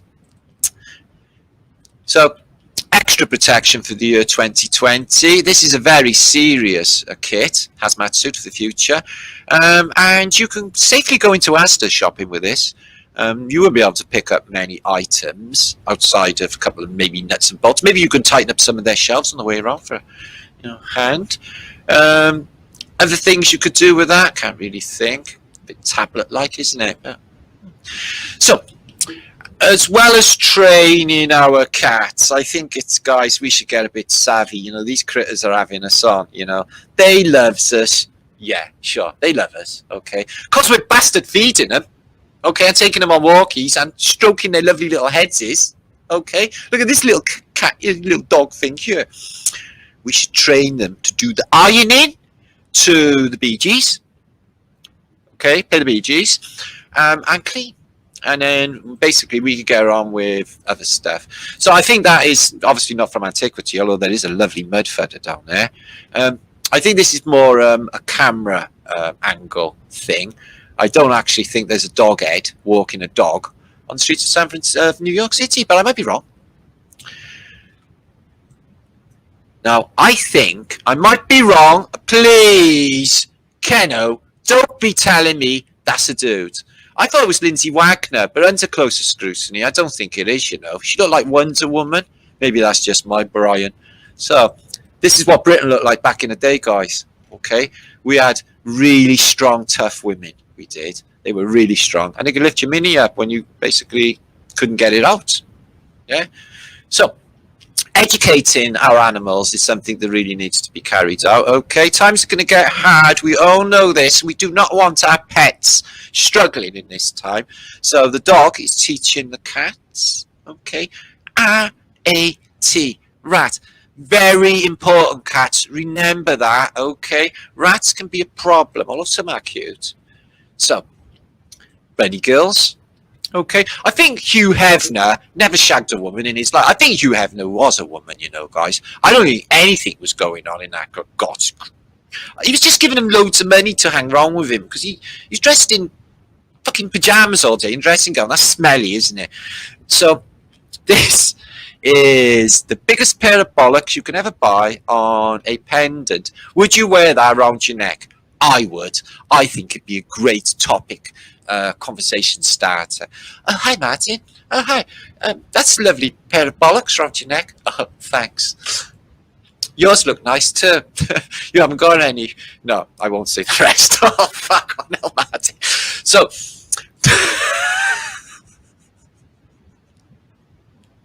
stop it. This is Samuel Langhorne Clement, better known as Mark Twain. So somebody said, yeah, Mark Twain, he's actually Nikolai Tesla, Can't be, guys. Can't be. He was decrepit and fucked and old at the turn of the century, and Tesla was a young guy who looked like Count Dracula. There's a narrative out there, actually, of Tesla being a vampire. Vampirism actually be a real thing, guys. I'm thinking about it. So why do I show that? Because I'm just showing off that I know his real name. Oh, look at the size of these cars in the day, guys. These shadow banks. Fucking epic, isn't they? And they got roofs. They just go like electrically, probably. Zzz. That's probably electric. That could be a battery. And you know the brilliant things about them, guys? Is they got these duck boards, and you can like stand on them, right? When you basically Tommy gunning. Yeah, if you had a Tommy gun. So I can't be sure if it's real, although I have a sneaking suspicion that she is real. I know she resembles an alien grey, but that's just a coincidence. But she's pretty in her own way. No, let's not judge, guys. No, let's not judge. Okay, she's probably a very loving individual. Her hands look nice anyway. So the Victorian blokes were a bit fucking weird. Check them out, right? Or don't, look away, in their grey knees, okay, they had really, really strange underpants or swimming costumes, and when they went swimming, right, they left their top hats on. And look at the height of that top hat. I'm wondering if that top hat is a correlation and means something else, like size-wise. It's just really strange. See how I got a really long top hat. My top hat's long, but a little bit shorter. My top hat is a little bit shorter than yours. Oh, I got a little top hat. Stick it in your family album. He's doing that, isn't he? Oh, that's a Masonic thing. There you are. So, not today. She was going mental across the hills. The hills are alive with the sound of music. Not today, love. None of that. We never wanted it the first fucking time. The Von Trapps. Fucking hell. Want to shut their trap. So I noticed in some artworks of the Antique Age that their bums are really weird, isn't they? And off-shapen and not that nice, really. But maybe I'm just fussy. And their faces are a bit weird as well, that way. I noticed they like rosy cheeks. Rosy cheeks apparently mean health, to have rosy cheeks. It means a terrible Craconian cane habit where I live. This guy, okay, he's been starved of oxygen. A bit like we're all getting now, as we're getting altitude sickness as we get higher. And his face is blown up. But, again, he's got lovely blue eyes. Bit smaller. It's a really nice chap. Let's not judge. Okay, this guy has an actual parasite growing out of his leg. Now, this is a possibility and this could happen.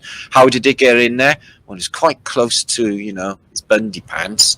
I'm thinking that's how it got in, but it definitely come out like a long worm. He's showing you this shit goes down. Okay, tapeworms or worms or wormworms or legworms are real. Also, you get a really strange concoction. Okay, now you've heard of hung like a donkey. Well, this one's hung like a horse head. Okay, literally. Okay, Carlos or Carla. He's got stabbed in the chest. He's doing a bit of a squirt, as you would. He's got a bee's nest on the head, so he's on a really bad day. Rabbit, or to be more precise, rabbit lobster man. Yeah, quite like rabbit lobster man with octopus knob. So octopus knob. Oh, this is difficult. Octopus knob. Crab bunny man. Fuck! What's going on in the background? Somebody just chopping their leg off. Don't chop my leg off, but I'm hungry. It's muddy and there's no food and everything's gone. It's Mad Max time and everyone's gone nuts. Look, them two over there, they just had a vaccine. Look how they look. He has a hammer and it hits him on the head constantly. Oh, ma'am, I love you, Mary, mum. I love you, son. Shame about your terrible, terrible chronic allergy to everything. But I'm the son of God. Should I really have a terrible rash in Renaissance pictures? Sure, sure. It's cradle cap. I'll pick it all off later. It's on my nose and down my face, ma'am. I don't think it is. I think it's something else. So, just to be, specific, in Renaissance art, they like to put up a flaky, not very cute, and Christ. Really weird. This one's pervy. I'm not sure what's going on, but look at Christ's face. Yeah. Oh, your clothes are so soft, Jesus. Let me touch them. Oh, Jesus. Oh, you're so soft. Hey, hang on. Don't go by there. What are you doing down by there? Oh, I told you not to invite him every time this happens. Sorry, Jesus. Will I go to hell for that? Fuck. Listen, they owe me. So this guy is apparently Jesus. Now, it's not me making the narrative. Renaissance art is not down to me, guys, okay? So anyway, he's like, Ma'am, why are you still holding me when I'm going baldy and I'm almost 40 years of age? Please tell, please, in my Renaissance art, she's got a bit of a, it's a top. She has a, basically, a very baldy Jesus, okay? I know they're annoying and they cry all of the time. Gimme. But, I don't think in the modern era many people, unless you're Hindley, go to that extent. But in the past, smack it on your funny shaped anvil, the baby, if it is a baby, it might be dolls, okay? And smack it with the hammer. So, open to interpretation, guys. All I can say is it's a lady squishing babies on an anvil. Is done in the weird as fuck Middle Ages. So nuns, yeah, right. Now they're giving it away, aren't they? They're engaged to be married, apparently. Check this chick out, guys. Smoking, bit of a goth, and full as an egg. Yeah. Me ain't been doing nothing. Sure you ain't. Talking of nuns, if you was to be in a convent, do you think they take males in a convent? Keno, don't be saying these two are dudes, for fuck's sake. Okay, so why are there pervy nuns on a Flat Earth British vlog? I'm not actually sure. Does it matter? Not really. So here's a really, really scary portrait of a boy from the Spanish court from 1565 on oil. So maybe he's not so scary. Maybe it's just this helmet hiding his horn. And why would you give a child a knife? Isn't that dangerous? And why would you give them a sharp, flipping spear? Yeah? Listen, they ain't kind in the past, guys. Maybe they are kind in some respects. Can somebody tell me an answer on a postcard? I am really unsure as to the purpose to these sphinxes. I can't even imagine. I reckon they were popular in the past. They look happy. They're all smiling. He looks the happiest. So, I don't know. Answers on a postcard. I don't know what they do. So, yeah. Antiquity. They're strange. Okay. As in, you got a little cross. A little something else. I don't know. But these are pendants of the past. I think it's a willy head dog thing. I can't give it a name because I've never seen anything like it in reality before, like most things on Flat Earth British. So we'll struggle through. Me and Mel posted about this on our last live post together. This is Sheena. Yeah, she sang a famous song back in the day. Sheena McGrill, or Sheena Nagil, who's really popular. She reminds me of Madonna. Madonna's a bloke. Whoa! Madonna would know all about that. I don't know, that slipped in there. Oh, fuck! I didn't mean that. Talk about some really popular. This is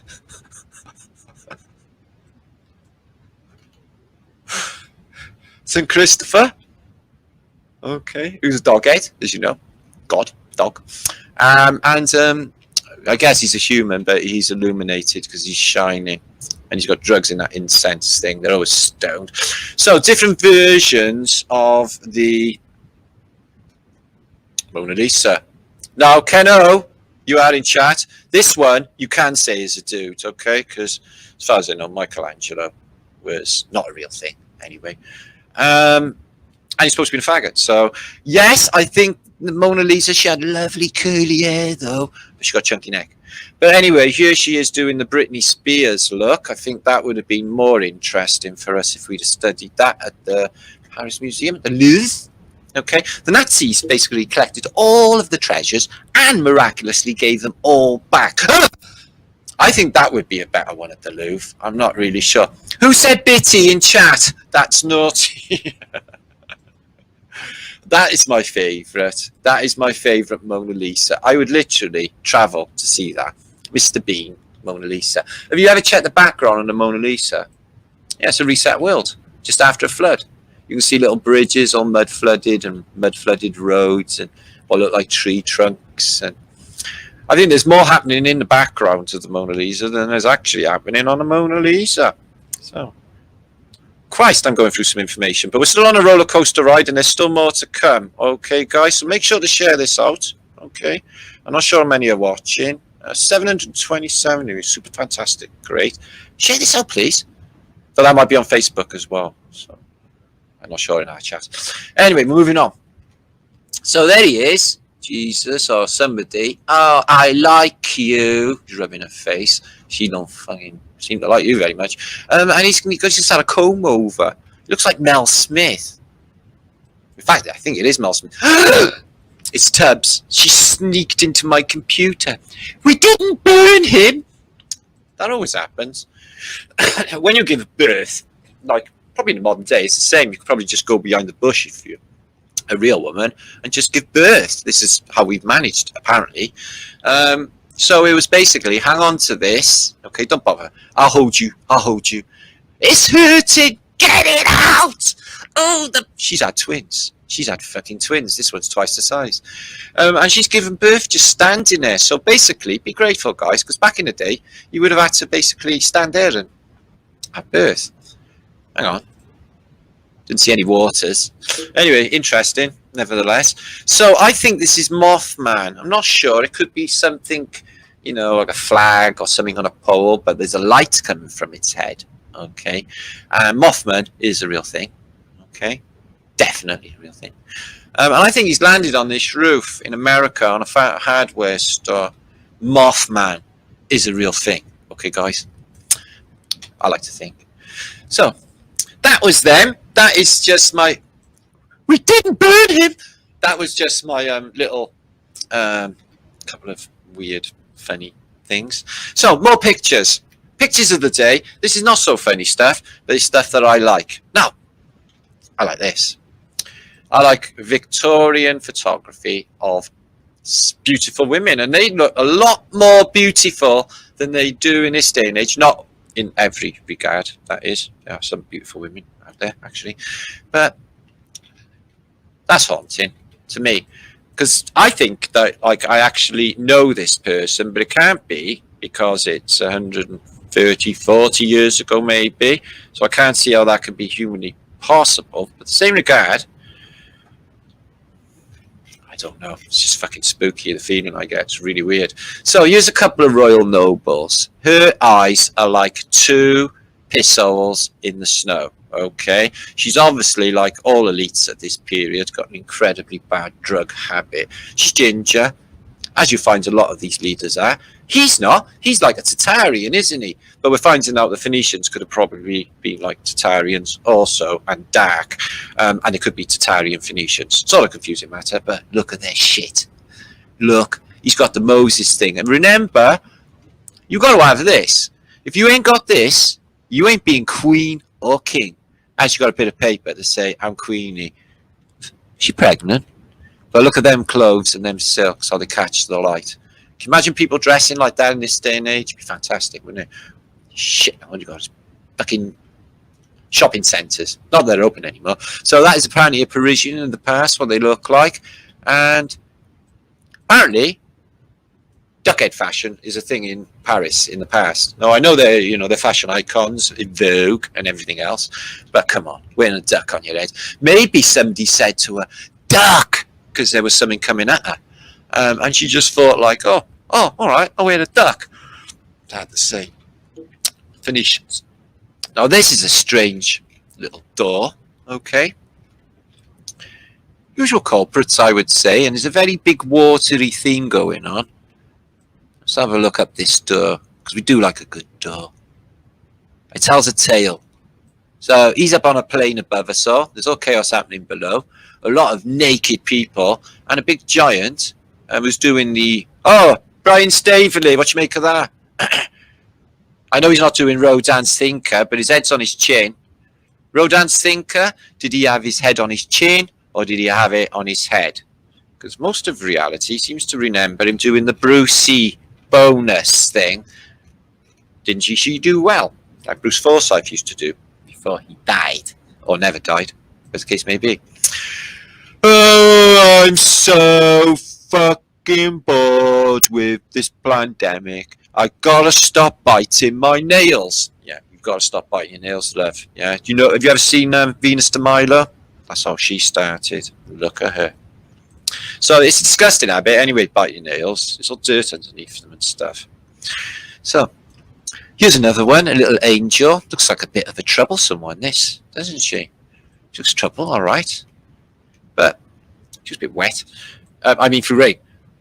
This is on my shirt, and this is in Buffalo, okay, which was a fantastic city, as I think Bushwhacker Bear been talking about all week.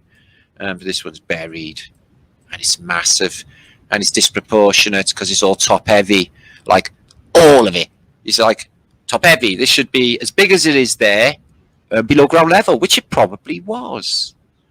So I love that build, and it's one of my favourites. And I got a shirt on my Mudflood shirt. This is the one that's on there because it's one of my favourites, and it's a beautiful HD stroppy image. And look at all that technology. I know, it's fabulous, guys. Tartaria. So this one's fantastic. Check this out, guys. So it's a massive mud flood because you can see the lower levels down there. Okay, I'm not sure what shop it is. It's Colonial Mutual Life Building. Okay, New York. And they got literally in the giant arch for the entrance a Greco-Romano arch and statue. I've never seen them both together until now, that photo. So that's interesting. And look at the size of them doors. Again, top heavy, disproportionate. Now, could it be that there was a catastrophic apocalyptic event only in the recent past, in what they call the 1800s? You know, I'm thinking so. 1811 through to 18,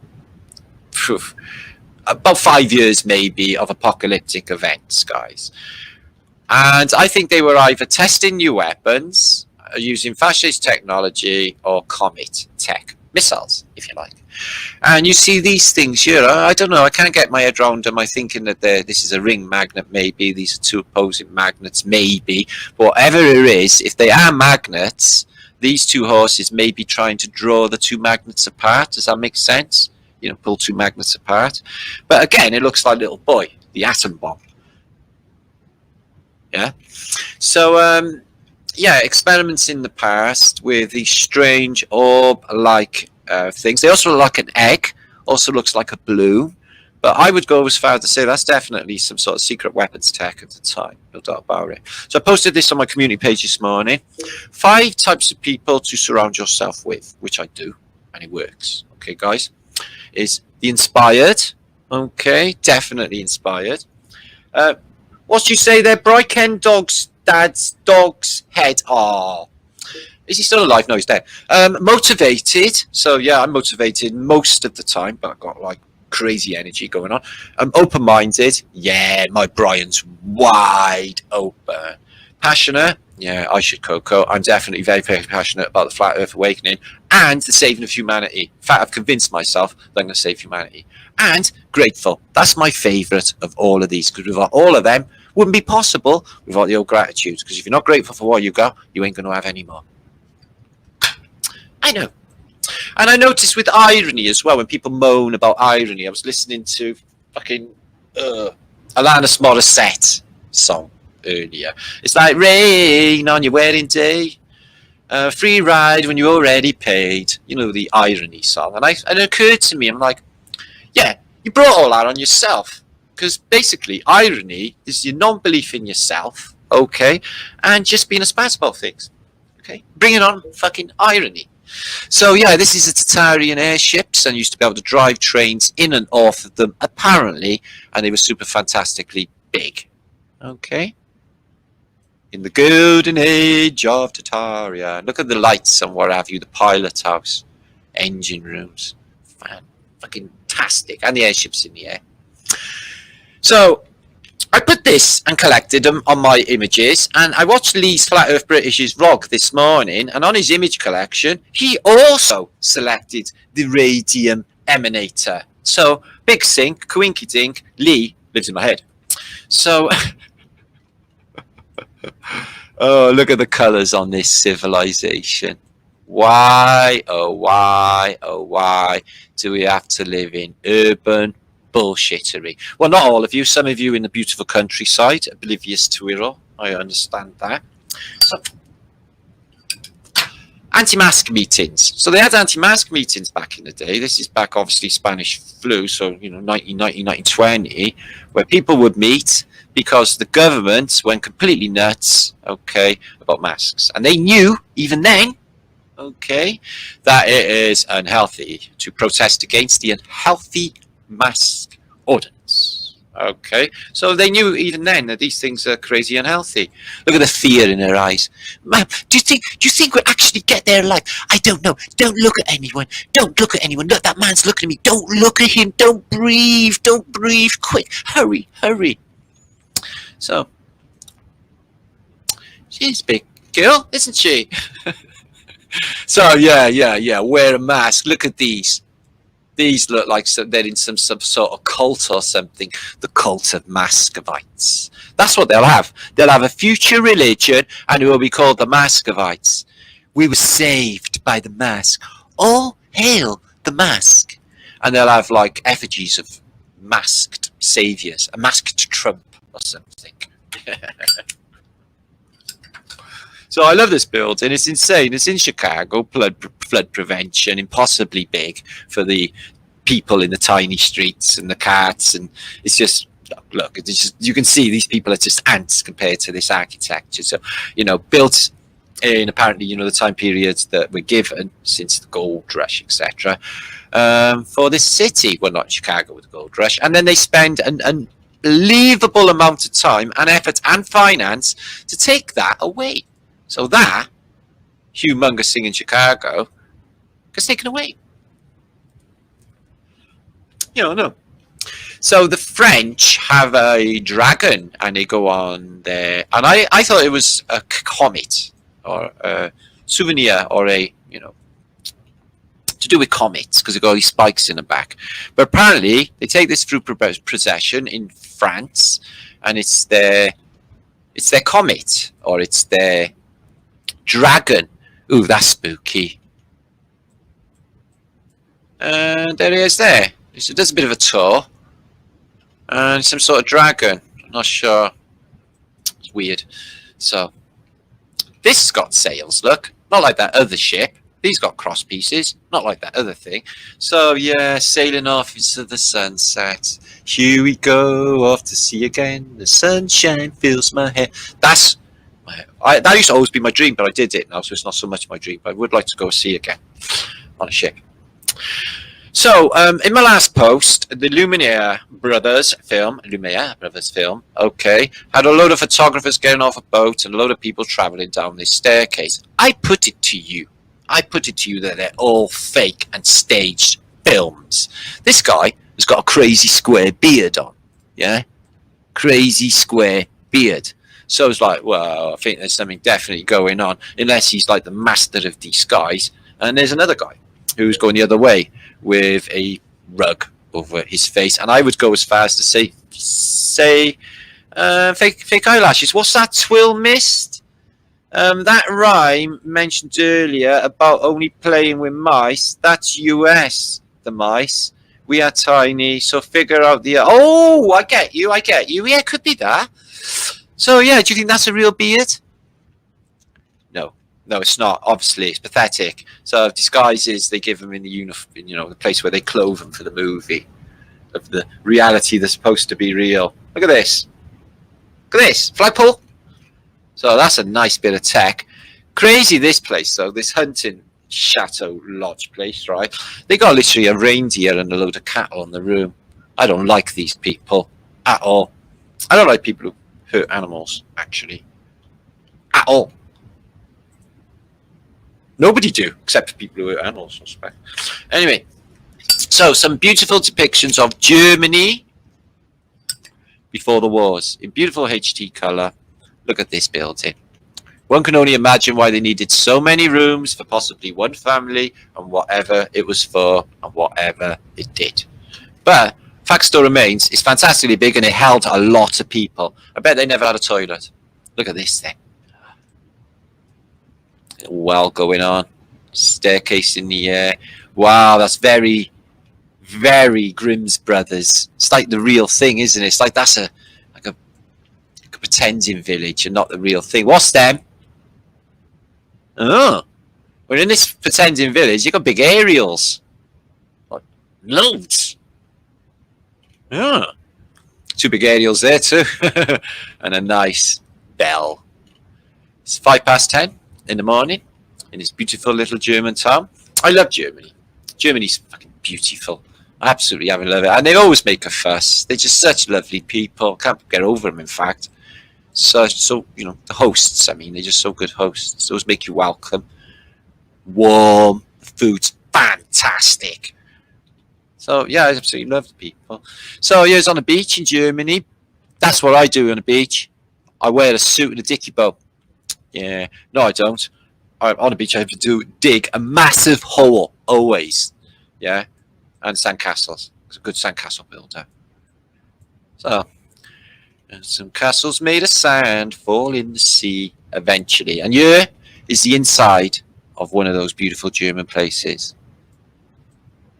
It's like beautiful fantasy world that didn't really exist. It's what Germany in the war was having back to this era. This feel, this gothic mystical world that all looks like it's a Renaissance painting or something, or a pre-Raphaelite artwork or something like that. Look at this. Beautiful. But yeah, build it right. That's on the River Moselle, I would hazard a guess, or the Rhine probably. And look at these tiered buildings, these beautiful pyramidical buildings. Wow. That's not top heavy at all, is it, that one? Whew. Beautiful. And what looks like a giant's hand sticking up, a couple of hands, but this strange rocky formation where they got this strange bridge. I don't know what it is, maybe a footbridge, but incredibly high up. I love that one. Ooh, look at this one. Germany again. Berlin. Fantastic architecture of the old world. How much of this is left? And the German kitchen. So they invite you in. So it's like Wiener Schnitzel or strugel, yeah. And look, they just got all gorgeous stuff. Oh, I could smell it now. And the streets are fantastically clean. They clean them in the night. So in contrast, we used to look like that in Britain. Show you some examples. This is a British town.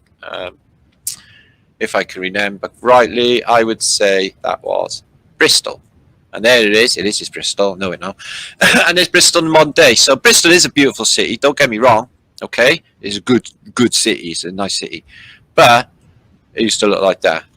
My city, Cardiff, is very much the same. Other examples here: Liverpool had amazing classical architecture. Okay, still has. There it is in the modern day. No, they're altering the roads. I know when I went to London last, when I went to speakers, I noticed around Hyde Park, they were doing deviating the traffic and blocking off roads and putting these strange ramps everywhere, which I guess count people as they cross them or scan them or whatever you. And they're everywhere, and they're being rolled out all over the world for this new whatever it is that's coming in, guys. and the roads being limited, cut off, and filtered. So you travel where they want you to travel because the other roads are blocked off. They've been doing it in every city, guys. So if you're wondering what we're looking at here, this is London, and this is Cleopatra's Needle. Changed dramatically. It was fantastic. Now it's shit. And this is Newcastle, which again was another city was destroyed in fire. Gateshead and Newcastle both destroyed in the 1800s in fire, but still miraculously there. So you had some character and statues and a nice lamppost. Now you've got shitty aluminium lamppost, no statue, and no aesthetic feel. And the cobble's gone to a crappy tarmac. There might be something in, this tarmacking of civilization. Ooh, that looks like that building in Vancouver. So I'm guessing it's beside a railway line. And yeah, that's Newcastle. That's Newcastle Castle. And look at that building. It's German. It's still there now, and so is Newcastle. Cool. Cool. That's not bad. So this one is Scarborough, which is a very beautiful Victorian, Edwardian seaside resort in the UK. And it was fantastic. It was really beautiful. Look, can you imagine having a cup of tea? Look at that there. How beautiful it is. And nowadays, they got it all gone. Shitty conservatory. Look at that. That is a travesty. Oh, wow. That's like throwing shit on somebody's windows, that is. That's disgusting. Fucking. So it's pier, which is a beautiful little pier. No doubt about it. Two little Antiquitech energy gatherers, because they're probably I would harness electricity hydroelectrically through the water passing through here, pick up the charge on these columns, piles, take it down to the processing bits at the end, which I definitely would do. And now it's all gone, and it's something that looks like shit. Literally, same as anything, just anywhere that looks like shit, no character. So, St. Louis Exposition, showing plainage and a load of eggs, balloons, showing that these massive crystal palaces were big enough for balloons, but they're crazy about balloons in the past. So we had a golden era. These are, I guess, the Edwardians, but everything, the thought to attention with everything in this period, their personal turnout, everyone is presented out of this world. Considering they never had washing machines or DAS automatic or electric washing machines, and the way they decorate their lamps and the tablecloth and the lace and the layout and the silver makes everything healthy, and the whole thing is just, fine, very fine. And this picture is called English Manners, by the way, because it's supposed to be famed for manners. Or manners are disappearing. So I'm thinking in this picture, okay, yeah, Victoria. I think there's a clue in that film, I think they're telling us in that film, Victoria. This is Queen Victoria, the famine queen, and she's got a right cob on with Prince Albert. Okay, maybe he doesn't like his new little appendage that he fitted for her. But he's a German. He's like, "What is wrong, my little Vicky?" And she's, "Oh, that's French. What's wrong, little Vicky?" That's Mexican. I can't do German right now. She's got a right strap on. I am not amused at all. So yeah, he died, and then she wore black for fucking 40 years, 50 years, because she was so miserable. They don't look like they're getting on at all. She's like, "I love him so much, my Albert." I can't even fucking look at him. Look at this then for an event. Interior of the mosque of Ulajama. Can you imagine the ceiling on that mosque when it was actually up and running? Wow. So how many of you watching? 700 still. I have managed to retain for this long, but I'll keep watching because there's quite a bit more to come, surprisingly. McFlood, the earth cracks, and we maybe turn over, flip, who even knows? It's plain, but we get cracks, okay, and this Coptic church has fallen into a quackage. And there's another Coptic church. It's on top of a giant mesa, And you got this strange, I don't even know, carving into the rock side, which is really mind-blowing. And then basically in the background looks like the Wild West. You don't have Coptic Church in the Wild West. You have them in Armenian and Turkey, by the way. So he's a nutter, isn't he? I wouldn't say too much about him, like, because he probably got a reach from the grave. Because it's Rasputin. Look at his name. What? Rasputin. He couldn't be killed, apparently. You can go and visit his knob in a jar. Yeah, apparently it was like a foot long and it's in a jar. And you can visit it, apparently. The Tsarina, she knew all about it.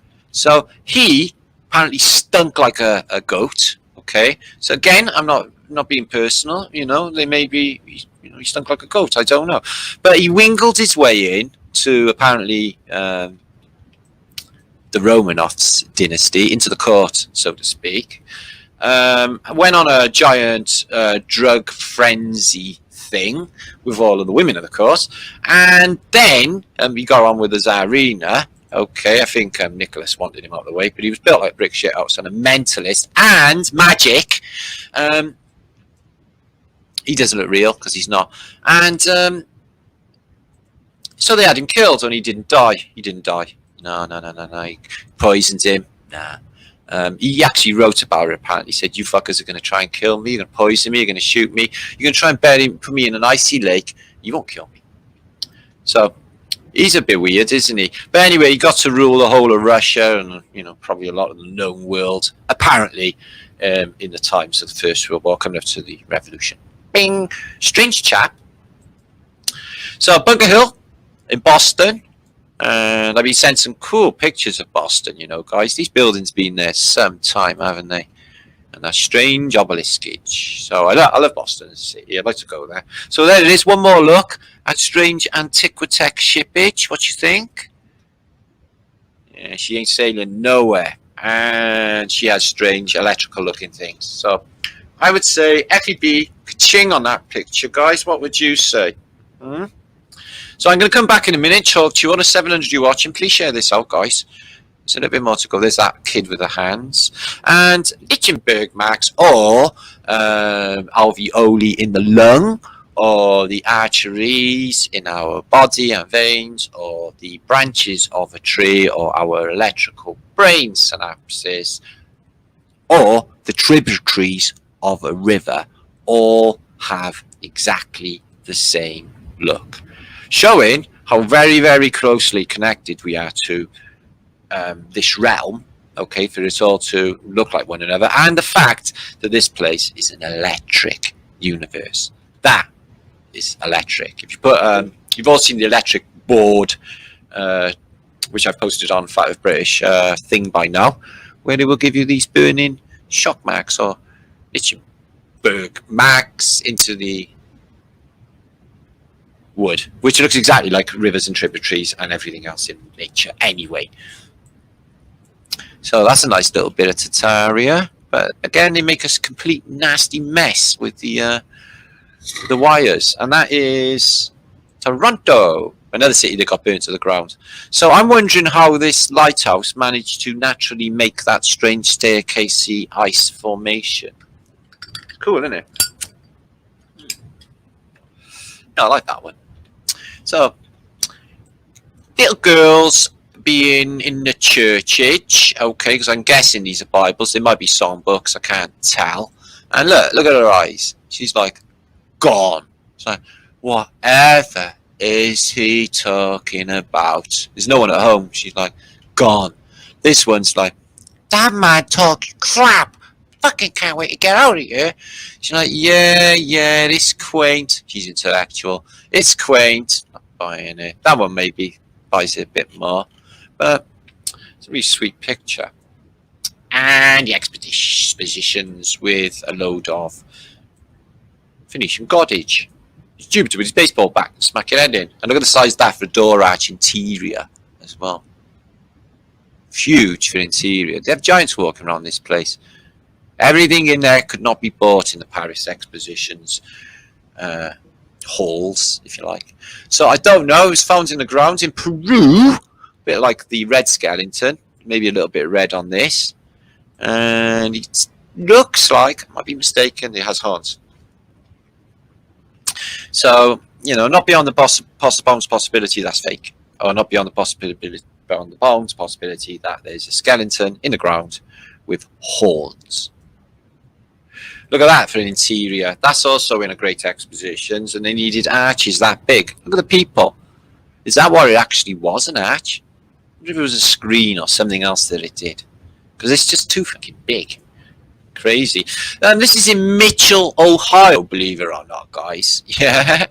And they've built, like, for their exposition, okay, it's got swastikas with emanating technasmia coming out of it, showing you its real meaning, which I find fascinating. Flowers, little mosqued, onion domed building in Mitchell, Ohio. Beautiful, isn't it? Yeah, I know. Yeah, and you only got to give it 100 years, and they go right off the Muslims. Okay, so here's some more exposition, looking dead old, pure antiquity out, and the road's a little bit more scratchy and old. And you know, this place, like, you know, they tell us it's up and running for X amount of time, 20 years, 30 years, 40 years, whatever. There's different stages over time. And look at this. Can you honestly tell me this is a new build? This thing looks ravaged by weather. Am I wrong? Look at this. It's not just the shitty photography. This is fucking old, guys. This is old. So exposition, I think it was there already. So this place in America is truly kind. If you ever sit down, yeah, you sit on a Freemasonic G. If you was really, really knackered, would you sit down on them benches? Well, I wouldn't. I'd sit on the wall anyway. But nah, fuck that. So, are we upside down? There's plenty of Hollywood movies, and a lot of the maps are in an upside down fashion, like that map, which is in Cato. How would we know? Okay, you're thinking we'd fall off, would we? Gravity's bullshit. This is the dielectrics could cause a pressure which just hold us in place anyway. And you know, when things are thought going up, like water vapor to hold in the sky, yeah, they might not be just rising up. Okay, through buoyancy, they could actually be falling down for buoyancy. And then these clouds gather, don't they? You can get millions, even billions, maybe, of tons of water floating around above our heads, guys, above our heads. Okay, or is it below?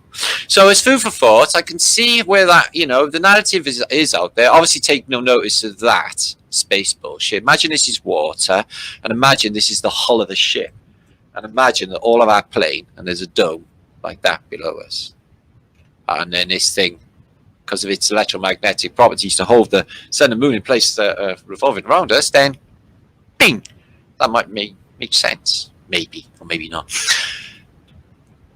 City from above, circuit boarded, creating energy from the people who are in these buildings, earthing themselves.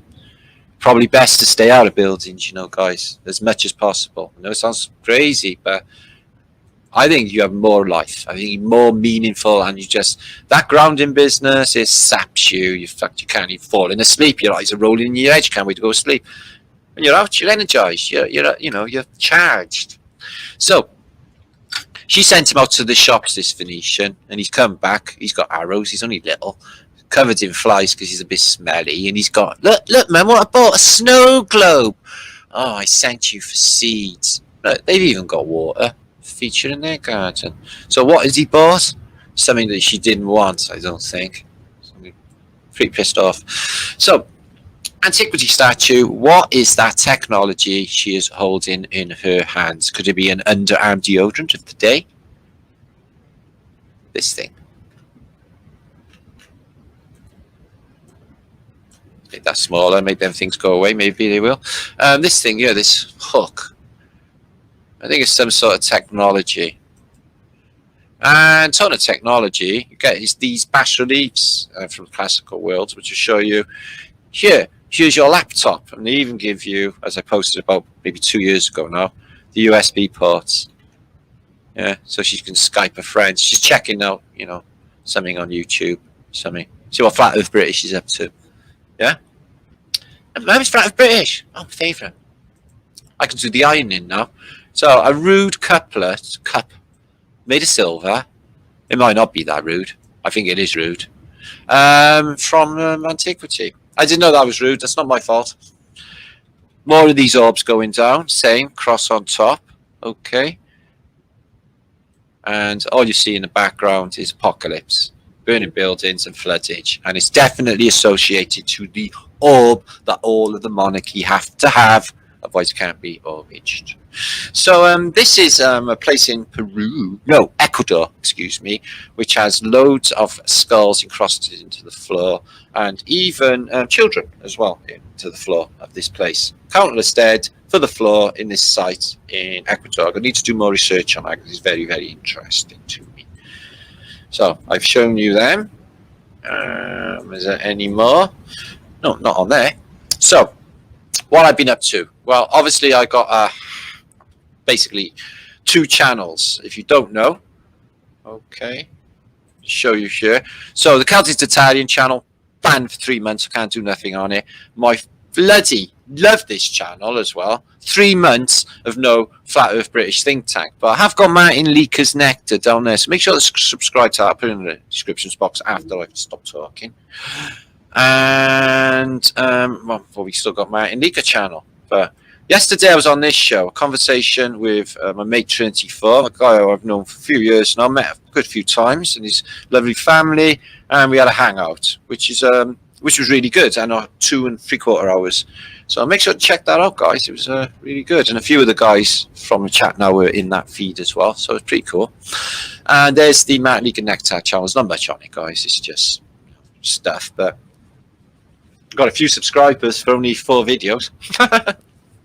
I know. And if you don't know, there's that website that I explained, I showed you earlier, Mind Blowing Mud Flood. Okay, and you can buy the book on here as well, Holy Grail of the Flat Earth, and there'll be another one coming out this year, hopefully. And you can support my channel here and all the shit that happens on Flat Earth British, which is a lot of, and there's all our subjects. Okay, so I've been talking like for the 10th of Never. I'm going to come back and see you guys. What you reckon? I've been talking for ages. So many of you are here? 688. Thanks, all of you watching. Okay, that was absolutely epic. I've thoroughly enjoyed that. And we looked at a lot of stuff there. I can't remember exactly what I showed. So there it is, flatearthbritishinfo.com. And there is my Flat Earth British info and my email address. Now, people are on about a book that I have, a PDF, which I cannot link up because it's in a PDF form, for a free energy book, or part of it, which shows you how to build free energy devices for collecting free energies, which work. Okay, this lady who sent me the book knows people who have got wires, copper and wire up in the air, and they're gathering charge and they're running stuff in their house, and it tells you what to do in this book. Now, I can't link it,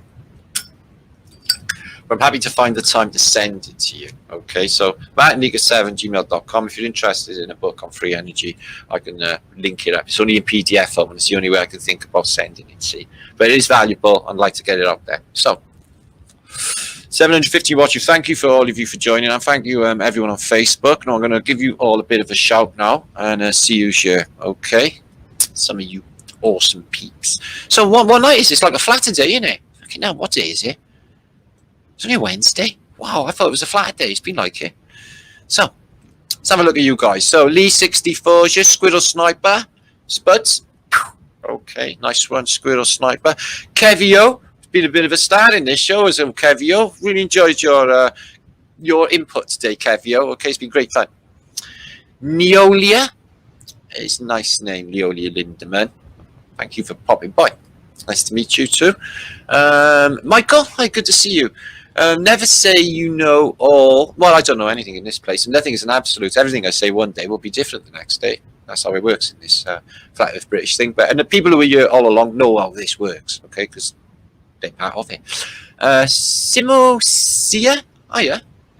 Darren, good to see you, my friend. And Gobsmacker76, good name. Nick SW. Adolf was right. Good show, dude. Thank you, Adolf. Love your work, bro. Love, love. Good to see you too. Conspiracy. I seen you was concerned about me when I went missing. Conspiracy. That's nice of you. Thank you. No, I was fine, love. Yeah. If I do flake out and spaz or anything, you'll all know about it. But never go full retard on YouTube. Bill. Bill Miller, Tartarian, Milwaukee says, "What's up? Love that Milwaukee. How funky is that? We're lucky here. We got all the cool places." Vertic, still blushing, Martin. I was blushing, but it's better off camera, so you can't see how blushed I actually am. Some of the things that showed that I didn't actually remember was there. So, yeah, I don't actually give a fuck, really. It's all done in the best possible taste. Should have made you lot happy. So, chickens, yeah? Good show. Thanks, Chicken Love. Chicken Spanglish. Twills you too, I love. Yes, I woke yesterday thinking that it was Saturday, and I don't even know what day it is. It's all Groundhog Day. I know. Just over. Never say never. Also, I was moaning to Mel the other day. She gave me a brilliant bit of advice. I was like, well, I'm actually bored right now. I wasn't bored, really. I was having a bored moment. They happen. Only bored moments. I said, only boring people get boring. And I was like, that's true. And then I did share, because I'm not boring. I'm anything but boring. So, Q Essence. Hiya, Sweetness. Hiya, Angel. Good to see you. Dragon Sage, my brother. What's good? What's happening? What's good? Tippy Shake. I flaked out on the weekends. Not literally, I hope. Gio, good to see you. Cheers, man. Yep. Keep up the good fight, all of us. So, the score. Now, obviously, I got to go gentle on YouTube, haven't I? Otherwise, they're going to fucking kick me off.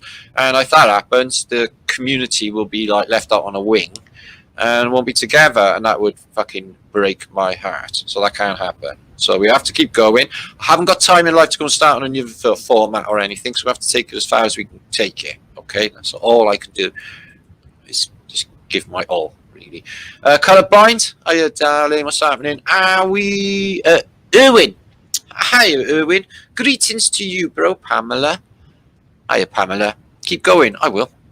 Gary Feltham, good to see you again, my brother. We've got Bry Wilson in, and I Am Created is in. And Glenn, who is a legendary Flat Earth British peep, who was basically up earlier in a show, and he's saying it was 4:45 in the morning. So I'm wondering if he has actually been to bed, or if he has really bad mud flood addiction, has to stay up all night watching. Yeah, I think that's the case, isn't it? Sketch. Yeah, Glenn. So, Ryan, Abercrombie. Nice stuff, Abercrombie. Isabella, good to see you, my friend. And Amarilli B. Alva Billy shirt as well. Good to see you, my friend. And Tony James. Motorcycle emptiness. Yeah, man. Brilliant if you had a bike on these empty roads, especially in the night, on a summer's night. Yeah. Get a motor running. Head out on the highway. Cycle Dave, who's my epic cycle brother, who is equally on par with cycleness as Flat Earth British man, which is why he's my good spa, which he is, by the way. Okay. So, Mama Cat. Okay. Craig Nixon, and this name is Zinururu. Or Zinaru. So, thank you, hippie dude. I can talk. Rika, you sure? Much love from Colorado as well. Wow, we got some stonking destinations in here. So, who else we got? So, speak, people. I'm a little bit behind in my vlog, and then I can shout you with 600 people out there. Richie Bruckhurst. Bruckshut. You're living in Canada, curfew 8 o'clock until 5. Fucking hell, sneak around, man, and don't get them finger men after you. Have you ever seen the film Viva and Vendetta? See when them finger men get up to? Fucking have them. See, back in my day, we'd have bricked them all. Things have changed. There's cameras everywhere, and nobody's any fun anymore. So everyone just got all pussy all of a sudden and left me behind. Fucking don't know what happened. Anyway, thankfully, I got good warriors, good, really brave, really strong people close to me. Strongest, bravest people. Lindsay Ashcroft. How's Richard doing, Lindsay? I always say that, don't I? Richard's really fucking cool, by the way. So don't worry about that, Lindsay. And you look nothing like him, by the way. Like, nothing like him. So, Desic Diagnosis is here. Again, good to see you. It certainly feels like upside down. Well, we just think, everything's like a reflection in a mirror. Everything out there in the external world is a reflection of us, our consciousness observations. So it would make perfect sense that if they've reversed all the language, okay, then up would certainly be down. That makes perfect sense, my Brian. Anyway, it does. So, Bill Miller, Rick is here as well. I said Squirrel Sniper Rich, who's like probably the best patroller in the history of patrolling, and Dank. And Sonia Testament, who has a smile, which lightens up the world when she smiles. Have you seen Sonia Testament? Watch Sonia. She's a great YouTuber. And she cheers me up. Well, I need cheering up because I'm probably just stuck on a perpetual mental happy mode. Something like that. Anyway, Joy, hiya love. What's happening, Joy? Good to see you. And Nako as well. And Leroy, who's in Philly, good to see you, my friend. And anybody who I haven't shouted, thanks for popping by. So I guess I'll be back in a day or so, not on the fucking Think Tank channel, unfortunately. Autodidactic is your good little freaking thing we did today. I watched that, enjoyed that. I've only watched maybe 2 videos today. And that was definitely one of them. So good take on everything, really. I wasn't going to respond because I'm like fat as British. I just don't jump to anyone's tune. I didn't see, I understand that it was all done in a peaceful, nice context, but at the same token, if somebody says do something, I'm like, fuck off. That's just me. So I'm glad somebody did and put it into a decent context and make fucking sense of it all, because I wouldn't have bothered. Very annoying. Who else we got here? Fatima, good to see you again. Thank you for the entertainment. Was I entertaining? Did you enjoy it? Did you laugh any? Because when I'm talking forever, just spewing my weird Brian all over you, I can't read chat, so I don't know what you're all saying. People always say, what the fuck is he on about? I don't even know what's going on anymore. Yeah, you get that, brother. Of course you do. So didactic. Your Brian is on the money. You're there with us, brother. You're there on the same vibration. Mad camera stuff. Oh, good, because I can't remember what I talked about. Oh yeah. The Eiffel Tower and the Great Expositions, I think there's a good chance it was all there, and that photograph's bullshit, from the records. And that's about the best records you're going to get out there. If you Google, they give you that stupid calendar of the months of its progression, and I'm not buying it. I'm just not. So I think that was there already. Otherwise, they just basically eradicated the centre of Paris at some stage and replaced it with an absolutely beautiful civilization, which is now gone. Does any of this make sense? And the city gets destroyed in the interim period. Does any of this make sense? No, it doesn't, does it? I know. So there's fuckery afoot, isn't there? Yeah, like all history is a past. The past is being handed to us, controller information, and there's only little bits of truth, and that's what we're doing. Get them little bits of truth, and we try and make sense of it. On Flat Earth British. So, what's Buddha? Not star to you, and not a duck given. So, Brian, that's the best swearing you can do. You are Welsh, so that's okay. We'll forgive you. I'll swear for all of Wales. All right. Dream Watcher. I always make you laugh. I don't know. Sometimes I just don't know what's going on. I just go with it. Whatever. Doesn't matter anyway, does it? Mexico cruising. Oh dear, this one. So, sketches. Anyway, I'm going to dive off now, guys, because it's getting on for another day, and I've been talking almost 3 hours, and I can't imagine anyone watching this back on the rerun anyway. Maybe they will. So, peace and love to you all. See you on the next. Thanks, everybody, for 28,000 subscribers on my Leaker channel. Boo to YouTube for blocking about hidden lands and getting me 3 months of no Tartarian channel or no Flat Earth British Think Tank channel, which sucks. Okay, that's made things harder, but whatever. If that's in my Brian, I'm thinking, well, if that's what the Most High wants, there must be a reason for it. I'll have to fucking go with it. Stings a little, but at the end of the day, I gotta go with it. So it's meant to be. I'll find out later on. I usually do. So anyway. Yeah, I am then. Peace and love to you all. I'll see you on the next. Be good and don't do anything I wouldn't do. Thanks, 572 of you. Make sure to thumbs this up, all right? Get me out there on YouTube. Make sure to share. They could not suppress me more. If you Google Flat Earth British, all you're going to get is shill videos made about me. None of my fucking juice whatsoever. Like I did nothing. Yeah? So please, please share this out and like, because it all helps. Okay. And we only got one channel left and a backer. See, this is why making loads and loads of channels really helps when stuff like this happens. This was part of my initial plan to survive YouTube. Let's try and survive literally the year and survive YouTube this year as well, guys. Okay, more fantasticness. That's what I got to say. Anyway, I got to go, guys. I need to cuppa. I got a bit of a Brian ache now from talking myself stupid. I got a minty aero. This is not product placement. Just got a minty aero to go to my Gregory pack in a minute. And I got some lemon water, special water, with lemons in it, okay, for chase away any bullshittery. Okay, good. Anyway, I gotta go, guys. You puffed out. I fucking know, there was a lot in there. What do you think of that ship? Yeah, I know. Ka-ching. Anyway, peace and love. Be good.